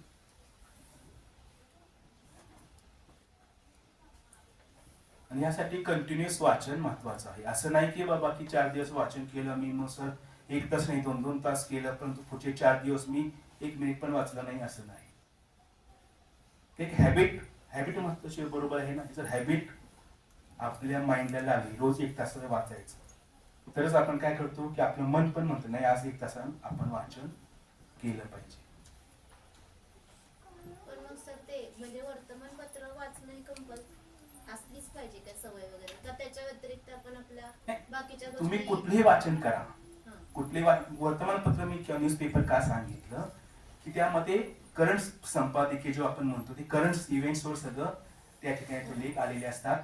इतरही जे असतात मासिक म्हणा किंवा एखादे लेख म्हणा किंवा चांगली वैचारिक एखादी कन्सेप्ट म्हणा, आपण म्हणजे वाचन कुठलेही केलेलं कधीही वायाचा नाही. वर्तमानपत्रातून काय होतं की शक्यतो कसं होतं की जे वेगवेगळे असतात NCERT बुक जे असतात बघा, NCERT माहिती तुम्हाला, NCERTचे बुक्स ते वाचा, खूप सुंदर असतात NCERT बुक. त्यामध्ये सर्व वेगवेगळ्या कन्सेप्ट असतात, म्हणजे ज्या कन्सेप्ट नॉर्मली 10वीच्या मुलांना विचारल्या जातात त्या NCERT मध्ये 5वी-6वी मध्येच ते कव्हर करतात. म्हणजे त्याची जी भाषा असते, भाषेमध्ये जे शब्द असतात ते आपणास काय होतं की त्या वेगवेगळ्या माध्यमातून मिळून जातं. आणि NCERT म्हणा किंवा बाकीचे आपण जे म्हणतो ते बुक्स म्हणा ते वाचन करायचं, अवांतर वाचन आपण म्हणतो ना, जे कॉलेजमध्ये करा वगैरे, आपल्याकडे ग्रंथालय मोठं आहे, तर ह्याचा योग्य फायदा घ्या. सर्व प्रकारची पुस्तकं वाचा, सर्व भाषेंवर कमान आपलं आलं पाहिजे. म्हणजे आपल्या जीवनामध्ये पण महत्वाचं आहे, परीक्षेच्या दृष्टीकोनातून सुद्धा महत्वाचं आहे. कारण की उद्या तुमची समजा एखादं नेटचे जाऊ द्या, परंतु दुसऱ्या एका एक्झाम मध्ये तुम्ही क्रॅक केली, पुढे येणार एखादी व्यक्ती जर इंग्रजी बोलत असेल तर आपल्याला ते कमीत कमी समजलं तरी पाहिजे तो काय बोलतोय, बरोबर. आपण अधिकारी आहोत, समोर एखादी व्यक्ती सामान्य व्यक्ती आहे तो बोलत आहे आणि आपल्याला काय समजलं नाही तर त्याचे इम्प्रेशन कसं होतं, वेगळं निर्माण होतं. किंवा एखाद्याने सांगितलं बाबा आपल्या घरामध्ये की ह्या पॅसेजला थोडं अॅनालाइज करून मला सांग की नक्की ह्यामध्ये काय सांगितलं. असं भरपूर असतात थोडे. म्हणजे जेव्हा तुम्ही या जॉबमध्ये पडाल किंवा अन्य याच्यामध्ये पडाल तेव्हा ह्या मोठ्या मोठ्या कन्सेप्ट दिल्या जातात आणि ह्यातून एक काय सांगायचं आहे एक 4-5 ओळीमध्ये क्लॅरिफाय करा असं असतं. त्या अनुषंगानेच हे क्वेश्चन आहेत. क्वेश्चन म्हणजे काय की त्यातल्या तुम्ही पॉइंट आउट करता की बाबा कुठला क्वेश्चन कुठं रिलेटेड झालाय. शक्यतो एक टेंडन्सी काय असते, एक सायकोलॉजी काय असते की जे परीक्षे दिले असतात ते छोटे छोटे असतात, म्हणजे असे 3-4, 2-4, 2-3 ओळींचे. तर प्रत्येक परिच्छेदामध्ये काय असतं की एखाद्या प्रश्न उत्तर लपलेलं असतं, तर ते आपल्याला फाइंड आउट करणं गरजेचं आहे. 11th आवरलाच ह्या सगळ्या गोष्टी, बाबा हाच पॅसेज येणार आहे कोणी सांगू शकत नाही, बाबा हिंदीचा हिस्ट्रीचा येणार आहे किंवा इतिहास येणार आहे, हेच येणार आहे हे पण कोणी सांगू शकत नाही. त्यासाठी आपण वाचन करणं गरजेचं आहे. वाचताना जी आता मी तुम्हाला सर्व ह्या मेथड्स सांगितल्या, त्या मेथड मनामध्येच आपण त्याचा फॉलो घेतलं, त्या प्रकारे आपण वाचत करत गेलो, निश्चितपणे आपणास येणाऱ्या एक्झाममध्ये किंवा हे जे प्रश्न सोडवतात त्यामध्ये 10 पैकी 10 गुण हे मिळवायचेच आहे. या उद्देशानेच आपण हा प्रश्न सोडवायचा, कारण का हे उत्तर आपणास समोर असतात. बऱ्याच वेळा असं क्वेश्चन वाचताना हे इसेन्शियल असते की लॉजिकली आपण काही क्वेश्चनचा हे लावतो, म्हणजे रेफरन्स लावतो किंवा काय, किंवा क्रिटिकल थिंकिंग असेल, वोकॅबलरी नॉलेज, याच्यापेक्षा तुम्ही ते मेमोरायझेशन किती करताय त्याचं हे पण. क्वेश्चन विचारताना एक 2-4 प्रकार त्यामध्ये असतात. एक मेन थीम असते, मेन थीमवर असतात. एक प्रॅक्टिकल लेवल असतात. प्रॅक्टिकल म्हणजे काय, ते उत्तर तुम्हाला लगेच तिथं परिषदामध्ये दिसू शकतं. मेन थीम म्हणजे कसं, कधी कधी तुम्हाला त्या परिषदेला टायटल द्या असं असतं, पण टायटल काय त्यामध्ये मेन्शन झालं नसतं, एखादा वर्ड्स मेन्शन झाला नसतो. पण टायटल म्हणजे कसं असतं ते काय मोठं वाक्य होऊ शकत नाही, एक स्पेसिफिक 1 किंवा 2 वर्ड्स असू शकतात.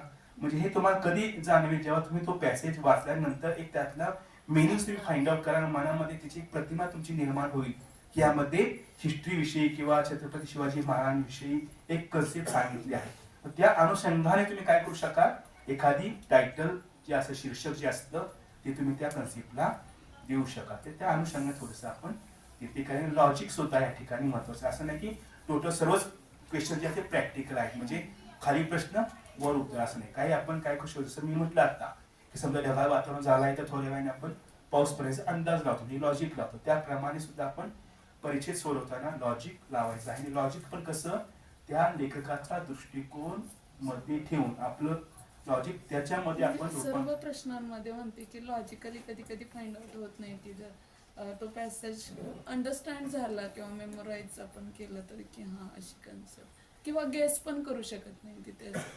नाही, मग या ठिकाणी शेवटी प्रिपरेशन अशी मस्ट आहे. म्हणजे Yes. आपण तुम्ही लॉजिकला तुम्ही कमी पडता का, हा. तर त्या अगोदर आपण समजून नाही हा घेतलं की- आपण ते अंडरस्टँड करून घेऊ शकत नाही. त्यासाठी आपण ती लॉजिक जेव्हा जास्त असे अनुभव घेता, आपण म्हणतो ना आपले समजा आजी आजोबा असते ते एवढे शिकलेली नव्हती, परंतु ते काय करतात अंदाजाने, म्हणजे जीवनाचा अनुभव हा मोठा गुरु आहे आपला, की अनुभवाने सुद्धा आपण काय करू शकतो, गुरु म्हणजे खूप काही शिकू शकतो. म्हणजे एक उदाहरण सांगतो की मी एकदा शाळेमध्ये काय केलं होतं की पिक्चर बघायला गेलो होतो.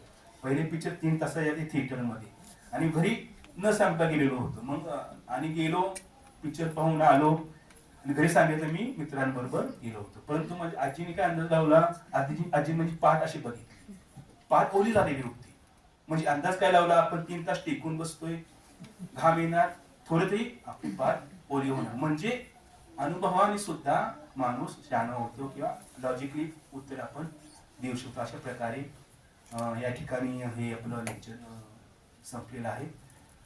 कन्सेप्ट साधी आहे, सोपी आहे. तयारी केली तर हे 10 मार्क्स तुमच्या हातामध्ये आहे. धन्यवाद.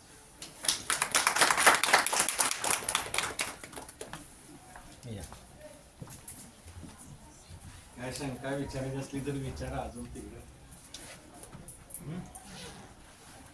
कुणाला काय विचारायचं आहे की सर आहे तेच येते हिंदीला, कुणाला काही विचारायचं असलं तरी घ्या. लँग्वेजचा क्वेश्चन आहे, पण सायन्सचे लोक यात तरबेज असतात कारण त्यांचं लॉजिक लय छान असतं. सर आभार कोण मानतंय आता, काय आज लगे नको बरोबर या कोण तरी या.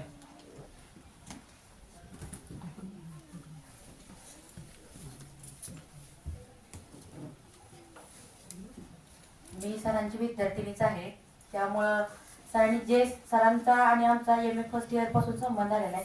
तर मी एक अनुभव सांगेन सरांविषयी. सरांनी आता जसं तुम्हाला सांगितलं ना की उताराबद्दल असेल किंवा काय, तर आम्हाला MAच्या विद्यार्थ्यांना कधीही कोणतीही अडचण आली ना, सरांनी नेहमी आम्हाला खूप उत्तम मार्गदर्शन केलेलं आहे. आणि एक प्रश्न आम्ही 10 वेळा जरी घेऊन सरांकडे गेलो ना, तर ते 10 वेळा त्या प्रश्नाचं आमचं त्या प्रश्नाचं उत्तर निरसन होत नाही ना, तोपर्यंत सर ते सांगत असतात. त्यामुळे मी सगळ्यांना सांगेन, कधीही काही अडचण आली तर सरांना सांगा. आणि सर, आम्ही सर्व विद्यार्थ्यांच्या वतीनं तुमचे आभार मानेन की इतकं छान आणि इतक्या सोप्या भाषेत तुम्ही समजून सांगितलं. आणि त्या दिदीने तर भरपूर प्रश्न विचारले, ह्याच्यावर कळते की त्यांचा अभ्यास तर आहेच आणि आमचाही अभ्यास चालू आहे. त्याच्यासाठी नेहमी सरांनी आम्हाला मार्गदर्शन करतात आणि करत राहावे ही विनंती करते. आणि उतारा आणि प्रश्न जेव्हा आपण एक्झाममध्ये बघतो तेव्हा कधी कधी खरंच असं होतं की प्रश्न वेगळा वाटतो आणि उत्तरामध्ये वेगळं वाटतं. तेव्हा त्यांनी सांगितलं आता लॉजिक, एखाद्या आजीचं उदाहरण तसं लॉजिक हे आपण लावून उत्तर देऊ शकतो. इतकी छान अशी कॉन्सेप्ट सरांनी समजून सांगितली, त्याबद्दल सर धन्यवाद. एवढं बोलून मी थांबते. आणि सरांना आभार पत्र द्यावे अशी विनंती करते. एवढंच पत्रात त्यांना रेकॉर्डला राहतं.